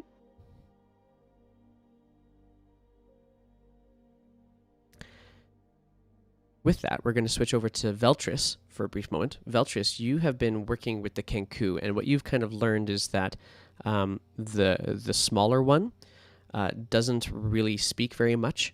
You have actually asked their names, and the only thing that's actually the only word that the smaller one has actually responded with is saying that her name is Alison. And the other one, when you ask his name, the taller one, which you are kind of getting this picture that he's kind of more like a teenager. He responds with this strange little sound that sounds an awful lot like the rustling of leaves. And that's his name, is the rustling sound of leaves, apparently. Again, a very soft and gentle smile. Like, those are beautiful names. You may call me Veltris. And she'll give them a slight bow.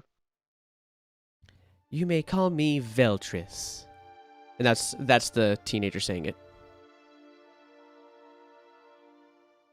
Chuckle. And she'll nod her head and continue tending to them. Okay. At about this point in time, everybody's back into the tower as well. The horses have been taken by guards. The wagon is now, it's out the north gate of the tower, and now what are we doing with this wagon? Or what is Autumn suggesting that we're going to be doing with this wagon? Is probably a better way of saying it.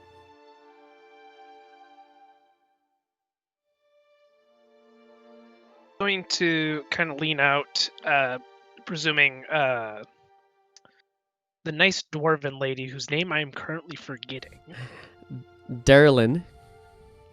I'm going to wait till she's out of earshot, more or less, and I'm just going to try to grab the closest, core 4 party member right now. Okay, so the closest person to you and Darylyn will probably be Roman, actually.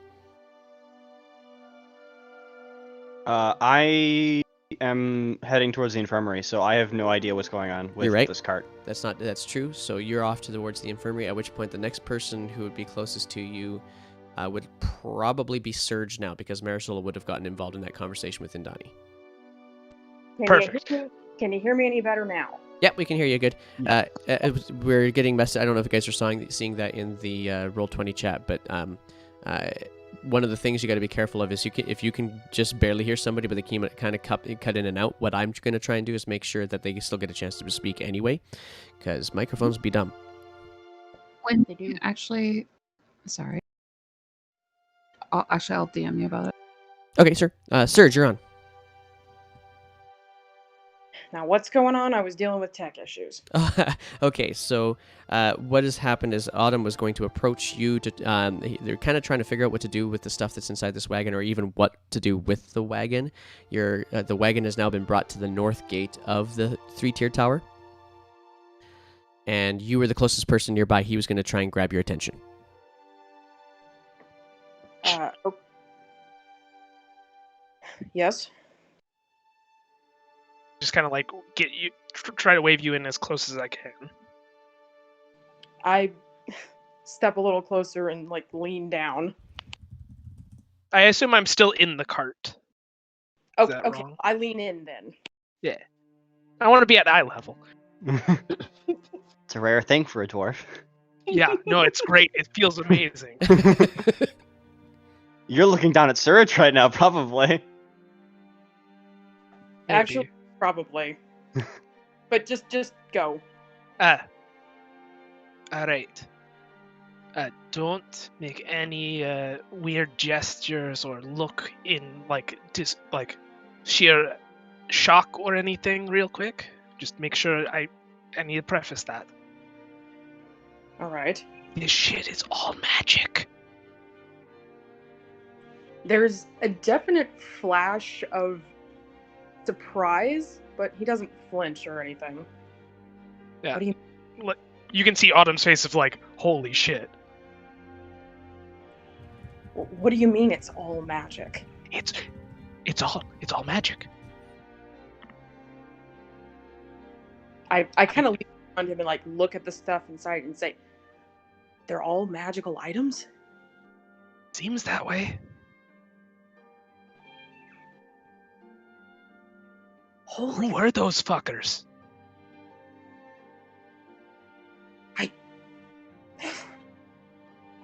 Ask her, and I point to Indani. Can't seem to get a word in with her, but I don't know.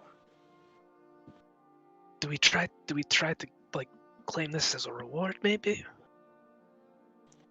There's like a creeping smirk coming onto Surge's face. I like the way you think. Sure. I feel it could be very useful for our, future endeavors. At the very least, take some of it now, so if they say no, we won't have to go away empty-handed. I'll distract her. Can you get that done? I can try. Darylyn actually comes back to the wagon at about this point in time. Says, "All right, so what do we have in here?" A bunch of junk, it looks like. Deception check. I haven't gotten a chance to look at it yet. And I'm gonna hop up and get in there. All right. I'm gonna have to roll this one. Hang on.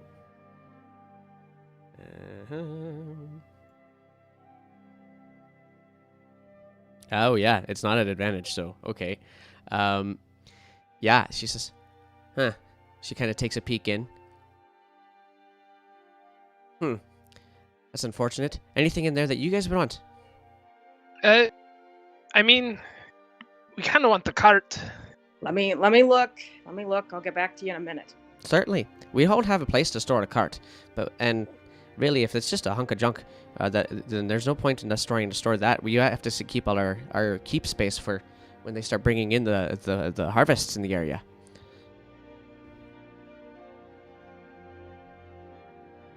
Do you know who those large men were? No, that was actually going to be my next. The large men themselves, they're vague old barbarians. History check on that one, Autumn. So No. I already know who those are. Okay. I'll do it for Autumn, but Yeah. History. yeah. is what Also, you're going Autumn for. knows who they are. Is your history roll the same as your Arcana roll? Oh, yes, it is. No, Sorry. I'll just take it then. here's the thing that really grabs you. As you were listening to some of the stories that you were hearing from these people that you're hanging out with now in Flan, you recall a story about a gentleman by the name of Tibin, who used to be with these people, and happened to also have been a member of barbarians from the north. And that Vagold and Varm are the main barbarians from the Ride area. And so it kind of makes you think, I wonder if these guys are connected.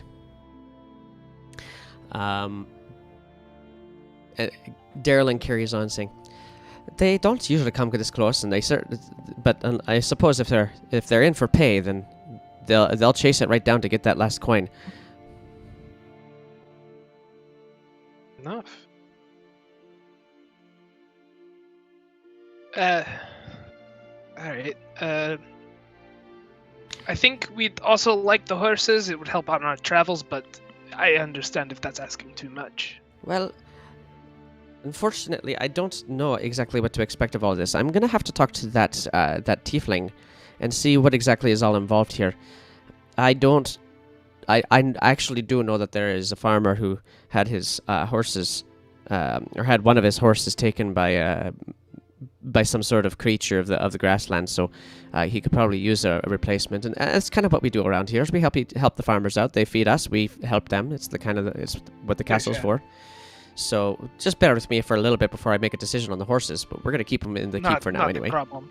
I would like to guarantee at least 2 if we're being given the card. Otherwise, oh, I think that would make that'll be absolute difficult. sense. Thank you very much. Let me go talk to the tiefling. Tell you what, they should be. And she kind of looks back towards the keep and just kind of looks like she's trying to listen for something. They should be setting up a dinner for the shift change here pretty quick. May as well join them, seeing as you did their job for them.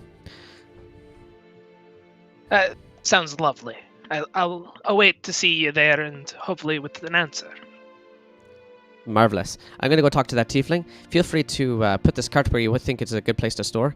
There's not a lot of places inside this tower that are going to be good for it, though. Sure. And I'll, waddle back over to Surge. Okay, so who's hanging out with Indani or wanting to talk to Indani at this point? That'd be me. Okay. I'm going to get to yours in... you know what? Go for it right now. I'm going to look over at Surge and Autumn and jerk my head towards, get their attention and jerk my head towards Indani as an open invitation here. Then turn to Indani. So, not a fan of slaves, clearly. Is anyone, other than those who profit off their lives? Fair.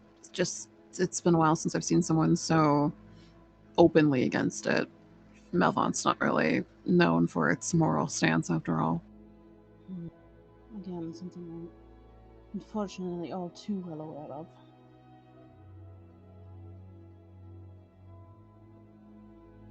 Well, I have to say I'm mighty impressed and pretty happy with knowing that you've got that stance. The rest of my group will come over. I think we'd have a lot to talk about. I'm going to wave over at Surge and Autumn and openly mouth come over immediately. Well, and as you Flinches. openly mouth it, the Darylin will actually already beat them to you, and say, "So, my name is Darylin Hornchest. I am the commander of this here keep. What is your name, please?" At that, Indani will give just the tiniest hint of a curtsy, and if you're watching her carefully, it's oddly stiff, like she's almost resisting doing it. Indani, Ravenstar. Ravenstar. Thanks for your assistance. Well, certainly. I must admit, seeing you and those 2 birds going through with them earlier on, I didn't think much of it, honestly. Perhaps I need to be thinking a bit more of it. But you were turning to rescue them. That was your intent. Once I realized the fate they were sworn to, yes, it became my intention to ensure that they got a new fate, as it were. And so what fate have you chosen for them so far? That they choose their own. I did not take them. I freed them. Well, that is not my intent. I apologize if that was what you thought I meant. What I meant was, where do they go? They can't live their lives here at the castle. No, I realize I do have some contacts not far from here. They would be willing to help them the way they helped me. And Darylyn will smile at that. And this will be about the point in time where pretty close to everybody has joined in, with the exception of Veltris. Veltris... And probably Roman as well. Roman's still with Veltris in the infirmary. Okay, so we'll go with Veltris and Roman now, talking to the Kenku in the infirmary, learning that they are not injured. They have just been suffering under some bruising and whipping for many, many moons. That the reason why the older one, the teenager boy, the gangly-looking one, has his feathers growing in all sorts of different directions, is that's the result of what happens when scarring happens. Mm. And it's not that they're injured; it's just how birds look when they're scarred. I hate to interrupt, Mr. DM, but you're being asked a question on Roll20. Ah, ha, ha, ha. Let me find it. Oh, hey, Windy. I see that. Yeah, bring it. Bring it on, Can't Serge. seem to get your attention by talking. So, yeah. Can I steal a couple things from the back of this cart just to make sure that I get something? It looks to you that you don't feel like you actually have to steal things if you're planning on keeping things with the group. However, if you're wanting to just try and steal something for yourself and make sure nobody else knows about it, yes, you can try. Is that what you Sure. wanted to do? Yes. Okay. Is there anything in particular that you're hoping to find? Are there any weapons that I would... Probably daggers would be the best at this point. Okay, let me look at my lovely little list. Or just, other than that, just small things I could grab easily. Most of what you see that would look anything along those lines are more armor-like. So you do see a helm, and you would see... let's see here. You would see this other armor that... it looks basically just like standard leather armor. But from what Autumn suggested to you, you assume it's magical for some reason, or way, shape, or form. Okay, well that's too big. So, you do see horseshoes. You see a lock. You do notice that ruby. There's a staff. I guess the staff would count. So there is a staff in there. It's not a quarter staff per se, but it is a staff. Oh, I'm taking the stupid gem. Okay. So, and is there anybody else kind of... Autumn was kind of hanging out with you at the time, so I'm going to get you to quickly roll a sleight of hand check just to see if you can do it in a way that Autumn would notice with his passive perception. That's still on disadvantage. Dang it. That's okay. The 10 would roll, and his passive perception is high enough to be able to... Actually, let me just double check that. Yeah, his passive perception is high enough to be able to notice that. Hang on. No, it's not. Really? That's your passive perception? Yikes. Wait, he's got a minus to wisdom? Oh my That's god. a yikes. What? Oh my god. Hang on, I have to look at this. I want to make sure I'm not missing this. That's your... Holy hat. You steal this ruby without him noticing. Okay, then I'm gonna head over to the rest of the group because Mama Saul is calling. All right. Come here, children. That's... Roman is currently not in the area. No, Roman and Veltris, you are with the Kenku. How are you going about this? Well, I guess since the Kenku are uninjured, I'll make sure, I guess, that they're taken care of, since I don't know exactly what they're capable of on their own. Okay. Well, what are you going to ask them to know?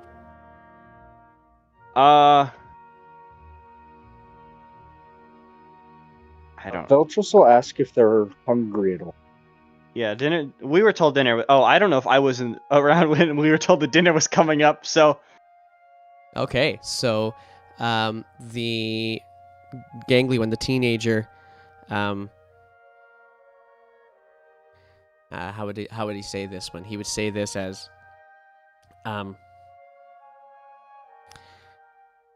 he would look to you and say and nod, and with a face that doesn't match the sound that comes out of his mouth. He's looking like, yeah, definitely he's super hungry, but the words that come out of his mouth come out like, "Eat your food, beggar." I love him. oh boy. Let's see. I have some extra rations.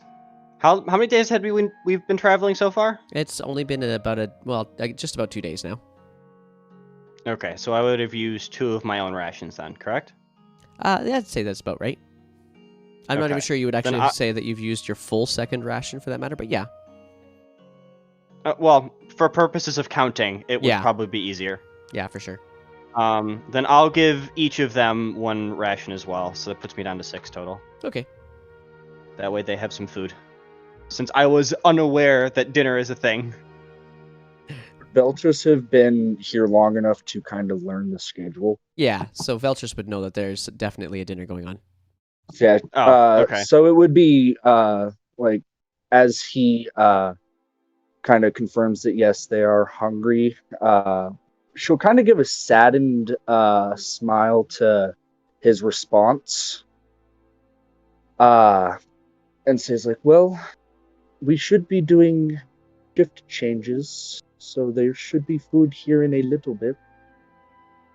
I will go and talk with the commander, and we will get everything figured out. Yes. She will kind of give them a bow and start heading to find everyone else. Okay. She'll ask, would you like to come with, or would you like to sit and watch over? I can come with you. I guess if I haven't finished that second ration, I'll leave it there for them so they have something to tide them over until dinner, since they are like probably starving right now. Sure, yeah, and they are eating it ravenously. Ravenously. And now I'm going to give you the next detail here that I've been sitting on, and I just can't hold it anymore. Each of these Kenku's last names are Crow. Alison Crow. And the rustling of leaves Crow. I'll let you figure that one out as you carry on. You're making all your ways back. Russell Crow. Yeah. It's way too much fun to do that.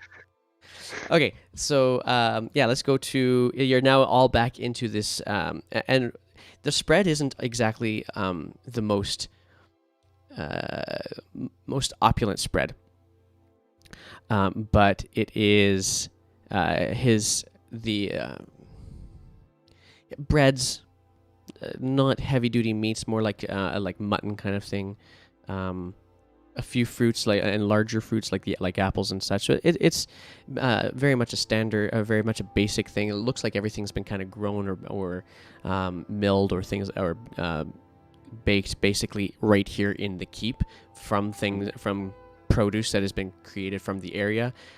If it's a sheep that you're eating, or if there's venison, then it would have probably been shot by somebody who serves at the castle or something along those lines. It looks very much like a self-sufficient location. And that's the kind of meal that you're getting. Definitely a type of meal Roma would have had many, many times over. Absolutely. This is totally standard fare for him. This will also be somewhat standard fare for Veltris, although Veltris you're used to a little bit more, slightly more semi-tropical fruit than what's up here. Beets, potatoes, ground vegetables are what you're going to get here for the most part. However, because it is summer, there are berries. Fancy. And you're all sitting around a similar table. Darylyn is the only one that is not sitting with you out of all of the group that has been here. So it's all 6 of you guys together. sitting at the same table together.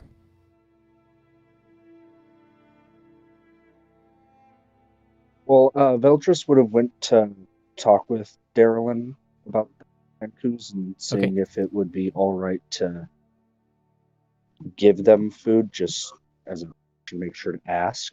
I'm pretty sure she'd be okay with it. Yeah, and she does just simply say, "Of Probably course, bring him to your table." Yep. Sorry, go ahead. She just also just a means of making sure she knew that they were in the infirmary, since she didn't kind of state that was good. Yeah, she would have assumed that was going to be the location that they were at. But yeah, certainly gives you kind of free reign, honestly, and that's something you've kind of learned to get used to where Darylin is concerned. That although she utilizes your skills, she doesn't give you commands the same way as the other guards. Not that she's a particularly terse commander or anything, just that she recognizes your own individuality. Alrighty. Alright, so yeah, she'll head back to the Kenku. When arriving, she was like, "Alright, come on, you two, let's go eat." And they happily, the young one grabs your hand and holds it as you take them to the kitchen tables, or to the dining room, to the dining hall. She will keep her right hand kind of tucked inside her cloak or the robes that she kind of has on, because that's the one that has the gauntlet on. She's fairly ashamed of it still, because it's still fairly fresh. She'll hold on to her hand with her left arm. Gotcha. And so you're all sitting around the dining hall table. You're not sitting with any of the other guards. They're all sitting by themselves. Darylin is actually still kind of not really in this in the dining hall. It seems like she's still trying to get certain things coordinated. But yeah, you're sitting around the table and you've got a spread out in front of you.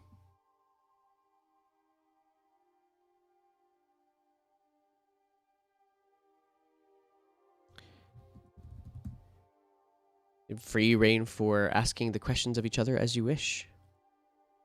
What kind of a gauntlet is it that Veltris is wearing?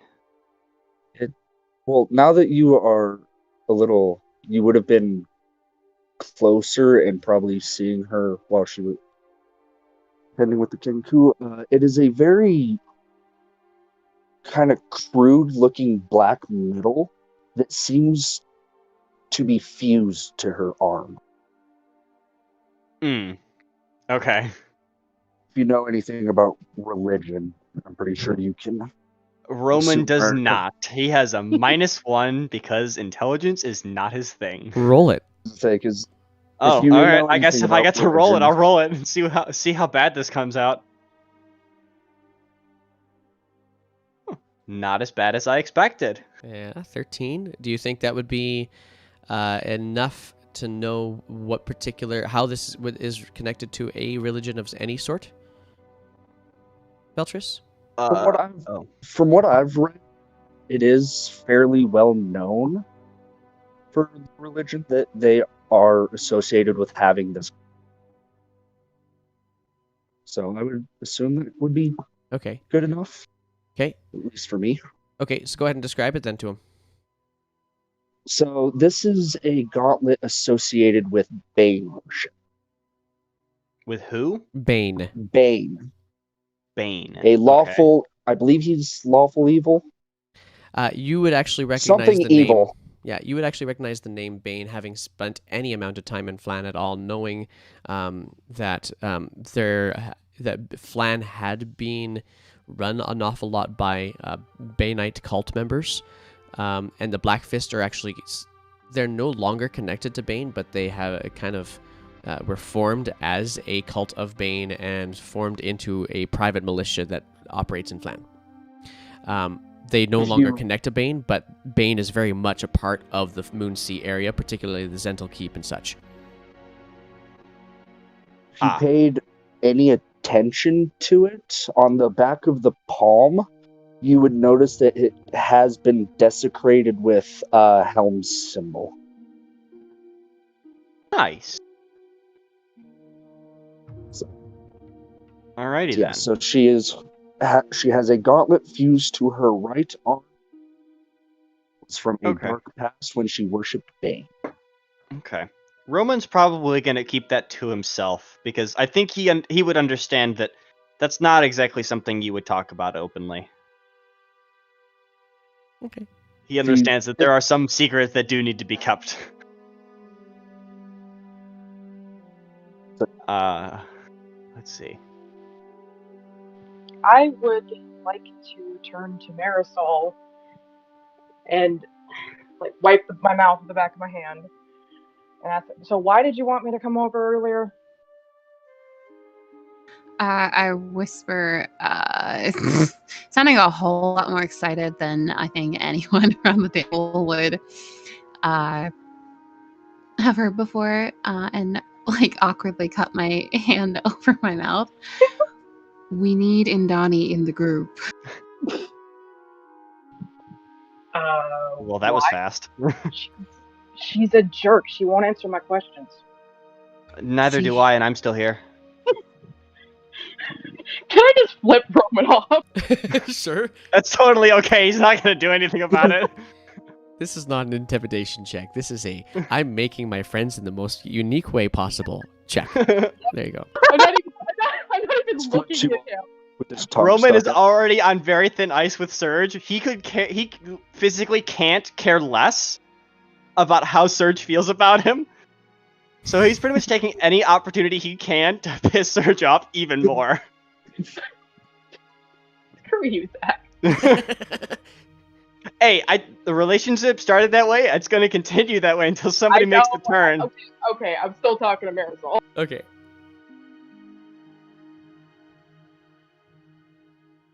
Yeah, but we have Roman, so like I don't see the problem here. She was saving those Kenku from the slavers. That's someone that we really could have on our side. Wait. Say that again? The whole thing? No, the last part. Oh. She's someone that we really could have on our side and would be a benefit. No, the part about the slavers? Is that what you Yeah. said? The people we killed, they were slavers, and the Kenku were their slaves. She freed them. They're just a little more rigid now. Well, that's Can I insight check that? Go for it.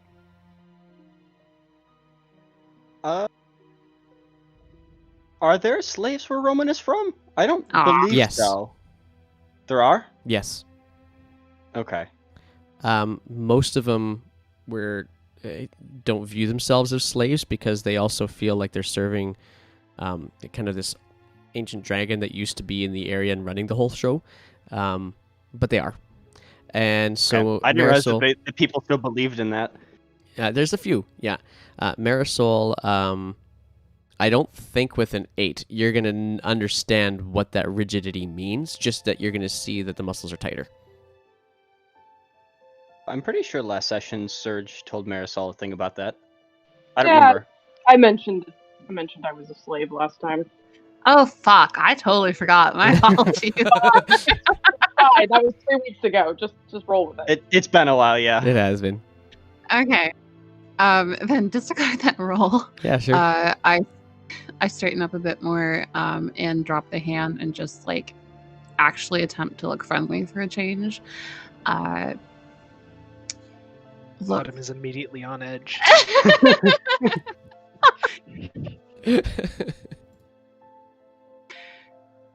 I know you have a history with that, and my city and myself do too.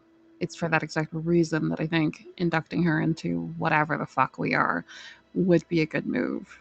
I just wanted to make sure that the rest of us were on board with that before I offered. Especially since you have a personal stake in it.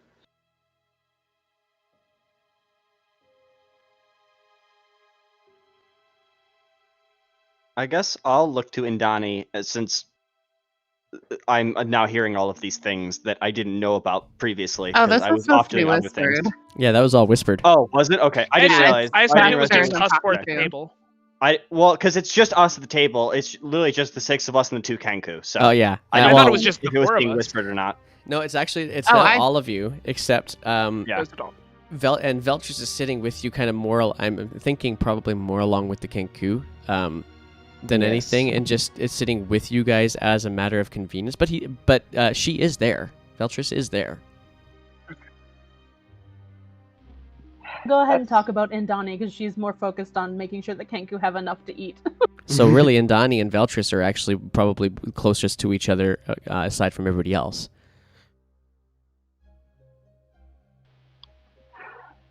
Out loud to everybody. I'm fine with abducting her as long as she's willing to get along. You guys I are both looked- hear that. Oh, we do all hear that? Okay. Yeah, you'll all hear that. I'm not I even looked- going to look up with this response. As long as what you mean by get along is answering every single personal question you ask, I'll pass. I looked But she can stay. suspiciously- I looked suspiciously between Rowan and Surge, pinched my brow, and looked to Autumn. So, Tiefling, in, yay or nay? No problems with more people. It'll help us in the long run. We do need to have a talk, the 4 of us, privately at some point. Veltris, can I get you to roll an insight check, please? Give me a second. Yeah, no worries. As this conversation is happening, you notice that the Kenku are kind of talking to each other, and this scraggly one kind of looks out, kind of shouts out, "Verdigris!" Shouts out, what? Verdigris! Is that a name? Why does that sound familiar? If you think it sounds familiar, feel free to roll a history check. Veltris, while they're Veltris, you're kind of getting a little bit of an eye on this group of people as well. In particular, oh yeah, Marisol, you totally remember this. This is the town that Nightingale was from. Veltris, you're going to see. You're kind of paying attention to this crew and realizing that this crew is motley, is what Darylyn used to describe them earlier on. Not that you were there for that, but it definitely describes them. They're not your average travelers through here. Most of the travelers that come through the castle are actually not even so much travelers as they are people who live in the region and are just using the castle as kind of a silo for their stuff. And the castle doesn't seem to mind because they get their food from that stuff that's in the silo, and the farmers don't mind, and the gatherers and the hunters, they don't mind. It's kind of a symbiotic relationship happening. What you are noticing from this group is that this particular group seems to have this air of, particularly with the conversation about protecting from slavery, watching things, keeping their eyes out for harm to people. And it's strangely comforting. She won't really say much about it, but she will obviously kind of be visibly happier, like she'll smile a lot wider and whatnot. She'll ask, will you guys be staying here for a night, or will you be heading out after this? I think it would probably be safer for us to stay the night here, where it's most likely safer than beyond the walls. Yeah, we kind of murdered people out there. I don't really want to camp in the open while their dead bodies are rotting by the river. Finally, That something is we sweet. can all agree on. A miracle. Very understandable. You said the commander is in this table, right? The commander is at a different table. Yeah, Commander's actually not even in the dining hall at the moment. Commander hasn't been, I guess. It seems like she's probably trying to sort certain things that have come up from this lovely little battle that you guys Yeah. had. All right. Sorry, I don't believe I know either of your names.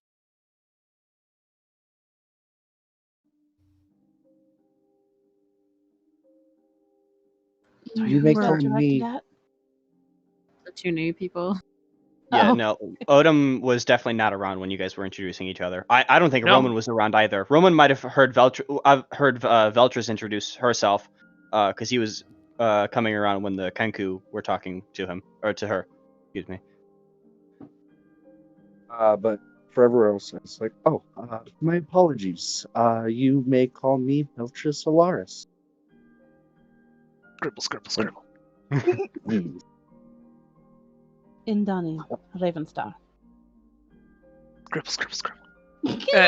It is a pleasure to meet you. I am Odom.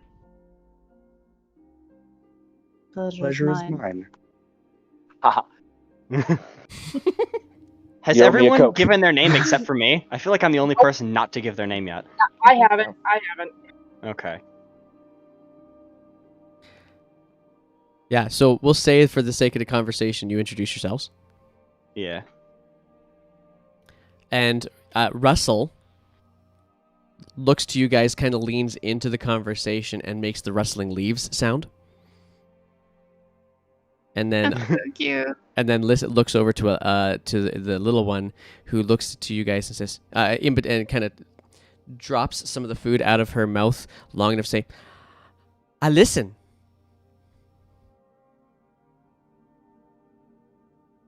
I Yeah. I smile and nod at them both. Nice to meet you. You remind me a lot of someone I used to know. I looked at Roman. Nightingale was from Verdigris, wasn't she? Verdigris. Yeah, I believe so.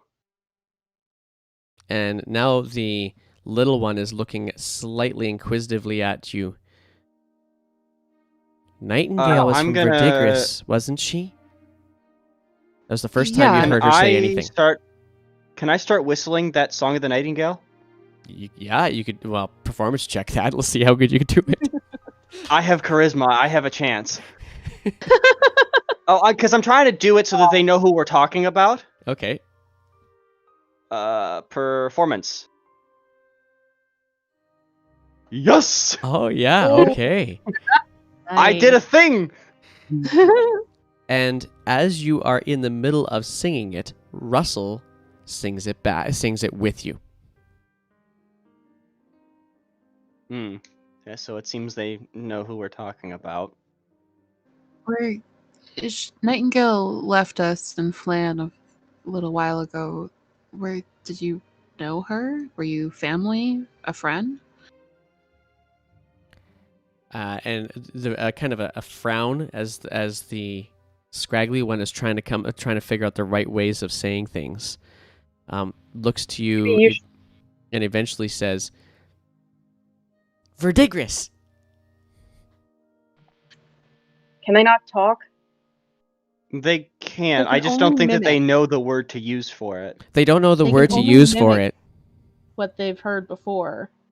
Yeah, because they can only use mimicry. If they don't know the word, they can't Zach. exactly say it.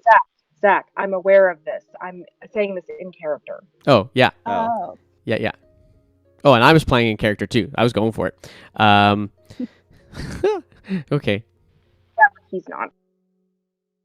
I didn't realize that that's what you were talking about. Yeah. That you were doing that in character. Can they not talk? Can you just give them some paper or something so they can write it down?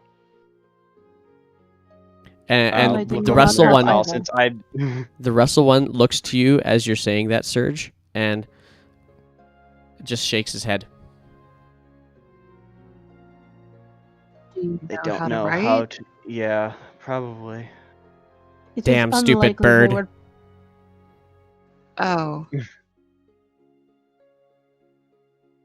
Even through Roman's face covering, you can tell that there's a bit of a disgusting look on his face when he says that. Serge is gonna ask them, "How old are you two?" The scraggly one puts up 3 feathers on each wing and kind of pounds it in the air. How would we do it? Did we go like Mm, mm, mm, mm. Just kind of pounds it in the air 4 times. So puts it basically. You So- surmise that to mean around. Actually, he wouldn't have done it. He would have done it 3 times. So you surmise that to mean around 18. And Allison will do something similar and indicate that she is around 11 with her feathers. So they're They're- pretty young for Kenku, I think. Kenku, generally speaking, age about the same rate as humans. They don't live quite as long, but pretty close. Still Okay. young though. Yep, pretty young. Yeah. Wow, I remember when my sister was your age. I'm looking at Alyssa. You're as pretty as her too. And she kind of, as you can imagine, what a blush might look like on a Kenku that looks like a crow.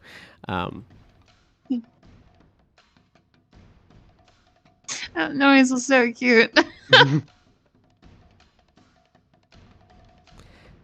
I looked to and Donnie and glanced around at the group too. Well, I have to say, job well done on rescuing them. They're definitely not people that should ever be put in bondage again. On that front, are you going the other way, or would you be interested in going up the mountain instead? At this point in time, Daryl will actually just come in as well. Say, so the Kenku, do you know where they're from? Yes. However, I don't know how safe it is. And she'll look around the castle and kind of gesture around to the dining hall. We're pretty safe in here. Well, I mean, I guess if they can stay here. What are your what is your concern? Like, where are they from? They're from Verdigris. I'm not from this area, so I don't know what that town is like. But judging on what I've seen so far, it seems as though they may end up back into Vines if they return there. All right, I'll go do some asking. And she leaves again. If they cannot stay here, I know a place they may be safe. The people who helped me, they will help them as well. Then I guess Marisol it's worth a shot. Marisol shuffles her seat a little bit closer to Nani. So, but what about you? Are you going like further to Flan? Are you going to Thar? Like, what's your deal now? I don't have much of a plan, if I'm being honest. I go where I'm needed to help who I can. Do you want to help a group of people in a mountain village and help us get paid?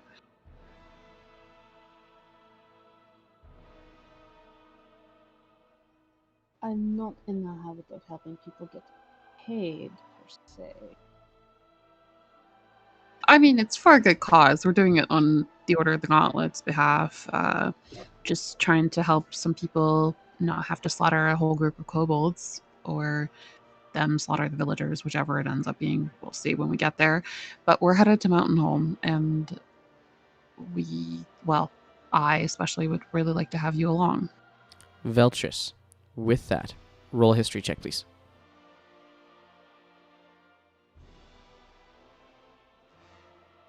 Oh, man. Yikes. Okay, He is You- not the brightest. have heard of the town of Mountain Home. You can't place where from, though. Alrighty.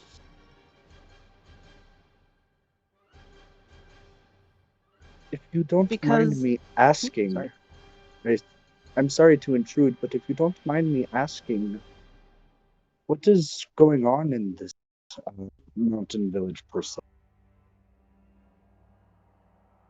They You seem to said, be having some col- issues with kobolds. And from what we've gathered so far, I'm not exactly sure how long the village will remain if the kobolds continue doing whatever they are doing. You see, um, she's gonna kind of think to herself for a little bit, and she'll start kind of silently praying to Helm, just asking for any sort of like feeling of guidance. Okay. Marisol Uh, glances at She's that having oddly. she Yeah, has a Roman- feel. oh, go ahead. Say, because she's kind of getting a feeling that this is the path that she might be moved for, but she feels like she still needs some confirmation, maybe. Okay. Roman's Even gonna if look it's to just- Marisol and then over towards Veltris, and say, "You seem to handle yourself pretty well earlier today. I don't see any reason why you couldn't come with us as well if you would like to. I don't know exactly what your duties are here, or if you even are a member of the guard here." She kind of finishes praying. I don't. I'm not associated with the guards per se, though I do help them out since I've been staying. Well, Feel a calling to help you guys. And with your blessing, Commander, if you feel that you would not need my services anymore, I would like to go with them. They will allow it. And you would have been mentioning this just as Darylyn is coming back, and who would then say, Darylyn would say, "Well, I know you've been looking for something different than what we got here. So if this is the group, of course, by all means, but nobody keeps watch as good as you do, so I guess I'm going to have to start relying on a couple of others around here, and maybe they'll stop being so complacent because they can't just depend upon your eyes anymore." before we go, introduce me to those who you think is going to be taking over. I might be able to give them a few pointers. I've had to keep watch on similar areas before. Have you now? And as you do, as she kind of, what you notice, Roman, just as she happened to clap, Veltris on the back, saying it's basically giving her okay for Veltris to leave. Underneath Veltris's chair, a little glint appears, and it is a coin. What kind of coin? Do you bend down to pick it up? I'll lean back to at least look at it. Okay. I don't know if it's. For all I know, it's not. It's for all I know, it's Veltris's, and I'm not gonna take it from her. Okay. It didn't just fall. It just happened to have already been on the ground there, or so it seems. Oh. But Okay. it looks goldish in color. All right. I'll inquire Veltris then and say, "There's a thing under your chair. What is that? Is it yours?" She will look and pick it up and examine it. Being a follower of Bane and of Helm, for the most part, you don't necessarily know the emblems of other deities or other kings or what have you, but you do hold in your hand a coin that definitely doesn't belong to Flan.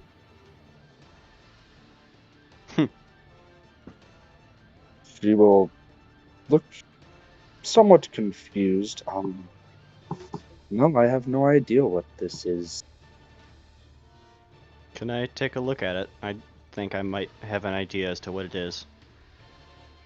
And she'll hand it over. Wow, Is this what I think it is?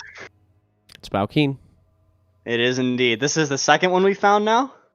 This one is actually gold, though. The last one you found, beside the fella that had the lightning in a gem, was pyrite, was fake gold. Fool's gold. This one is real gold. Okay.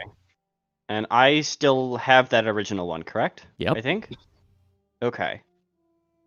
I need to mark these down in my inventory because I don't think I marked down the first one. So I don't know. How do you spell pyrite?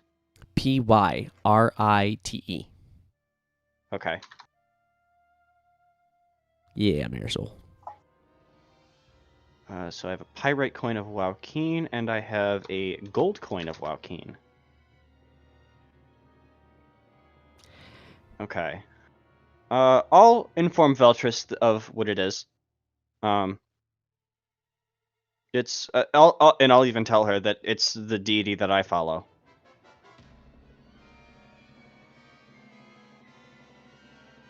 As a cleric. She'll It's have kind it, of a yeah, quizzical it's look as you're explaining it. yeah, it's strange because this isn't the first coin that I have found. Or, well, this isn't the first coin that I have come into possession to. The first one was given to me as a parting gift from Nightingale. And I'll pull out that pyrite coin and set them side by side. Do they look the same, or does the one? Because you said I think originally the pyrite one looked as though it was made like carved by like a child or something like that. Does Yeah. the gold coin also look like that, or does the gold coin look like my holy symbol? It looks finely minted. Okay, so more like my holy symbol then. Yeah. Okay. And so Alright. everybody I else have is too also many observing things this to think happening. about. Yeah. Everybody else is also kind of is also noticing all this going down too. So you guys would all be able to see this kind of exchange happen. Yeah. Do you want to adopt her, Roman? Adopt who? The elf? I just said if she wished to come with us, I welcome it. She seemed to handle herself pretty well. Fair. Well, And she seems to have a lot more medical training than I do, even being a cleric. I'm good with spells, not with utensils. you're a cleric. Yeah, how do you think I've been keeping you all alive? I don't know. Mostly just seeing you avoiding hitting things, so. Again, I use spells over weapons. When possible, at least. Yeah, but at least you can wear chainmail unlike this short one. But Indani Viltris. Hey, it's a conscious choice. Yeah, and so is ignorance. But Indani You're one Viltris, to like, talk. if you guys want to have us, if you guys want to come with, we definitely welcome the help. And Darylyn will say, and you don't have to worry about these two. And she kind of looks to the two Kenku. She says, as it turns out, we do actually have a caravan, a friend, sort of a friend, honestly, but somebody I trust, who happens to be going out to Verdigris anyway. Is that what you two would want? And Russell looks up and nods at Darylyn and says, Verdigris, Verdigris. So we could easily get a sea passage for them. They would be simply with a pair of merchants, and that's it. But they should easily get there. And Verdigris isn't necessarily a dangerous location. It's just there's a swarm of Kenku apparently that live in the mountains south of Verdigris. Okay. Do you Yeah, trust them to keep them safe? as I said earlier, I'm not from around here, so I'm not familiar with what the goings on of these cities are. Well, if they can get back to their hometown, they'll probably be just fine. Isn't that right? And the little one shrugs, but the taller one kind of nods. And these people you speak of, you trust them to keep them safe? I trust them to keep them. To be honest, they're no soldiers, they're no adventurers, but they would certainly travel with comfort. And Verdigris is perhaps only a day's travel away. hearing that, and Donnie will just sort of, go and kneel in front of the two and sort of gently touch their arms and turns like, go home. Live good lives. Make the best of it. Go home. Live good lives. And they're nodding. Live the best of it.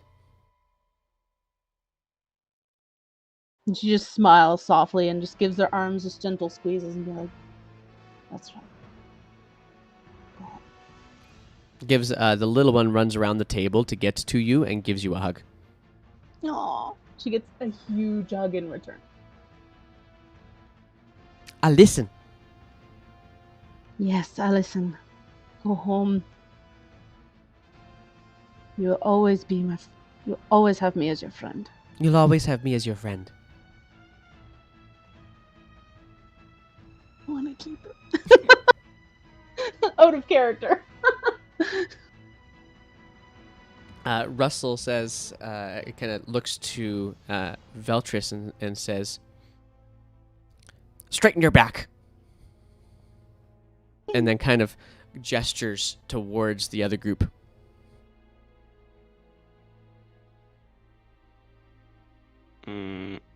What? Could you repeat that? I couldn't quite hear you. It was, straighten your back. Who And, said that? The taller, gangly-looking Kenku. So the one not hugging in Donnie. Exactly. The other one, the teenager, is kind of gesturing towards Veltris and saying, straighten your back. You have to try to figure what the heck that means. Most she could really think of is she'll just kind of follow it and just kind of quizzically just start standing straighter. Oh, you went robot on me.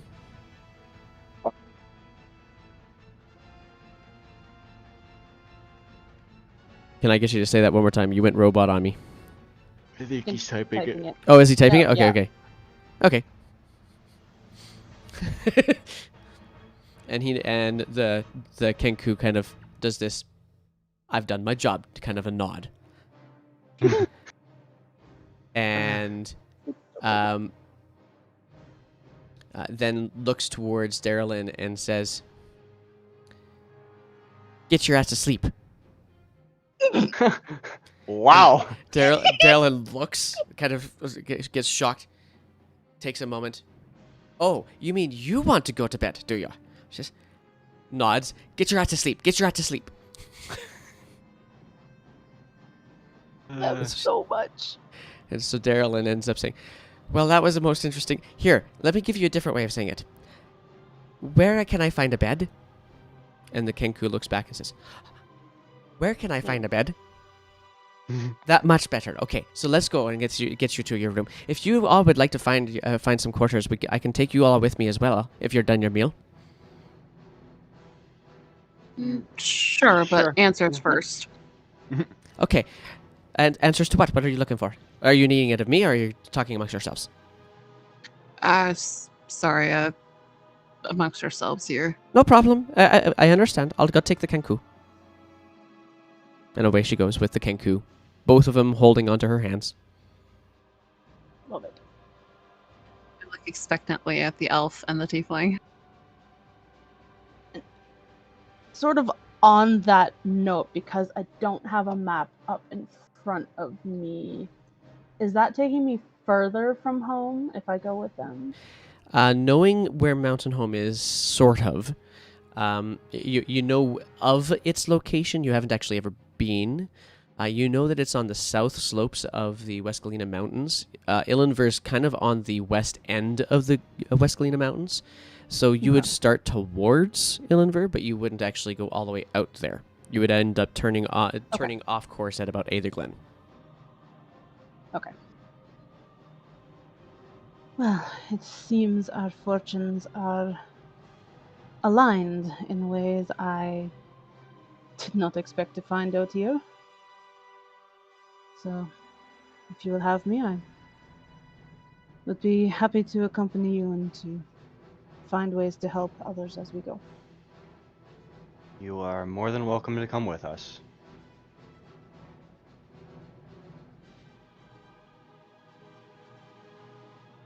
All right. And with that, I think it seems to me like that is a great time for us to take our pause for the evening. So, ladies and gents, you are staying in Castle Vathar for the evening. We haven't quite got yourselves to your long rest, but that's where we're going to call it for the evening. Seems like a really good pausing point. And 10 o'clock is usually the time that I kind of aim for. So, huzzah! And we now have Indani and we have Veltris. was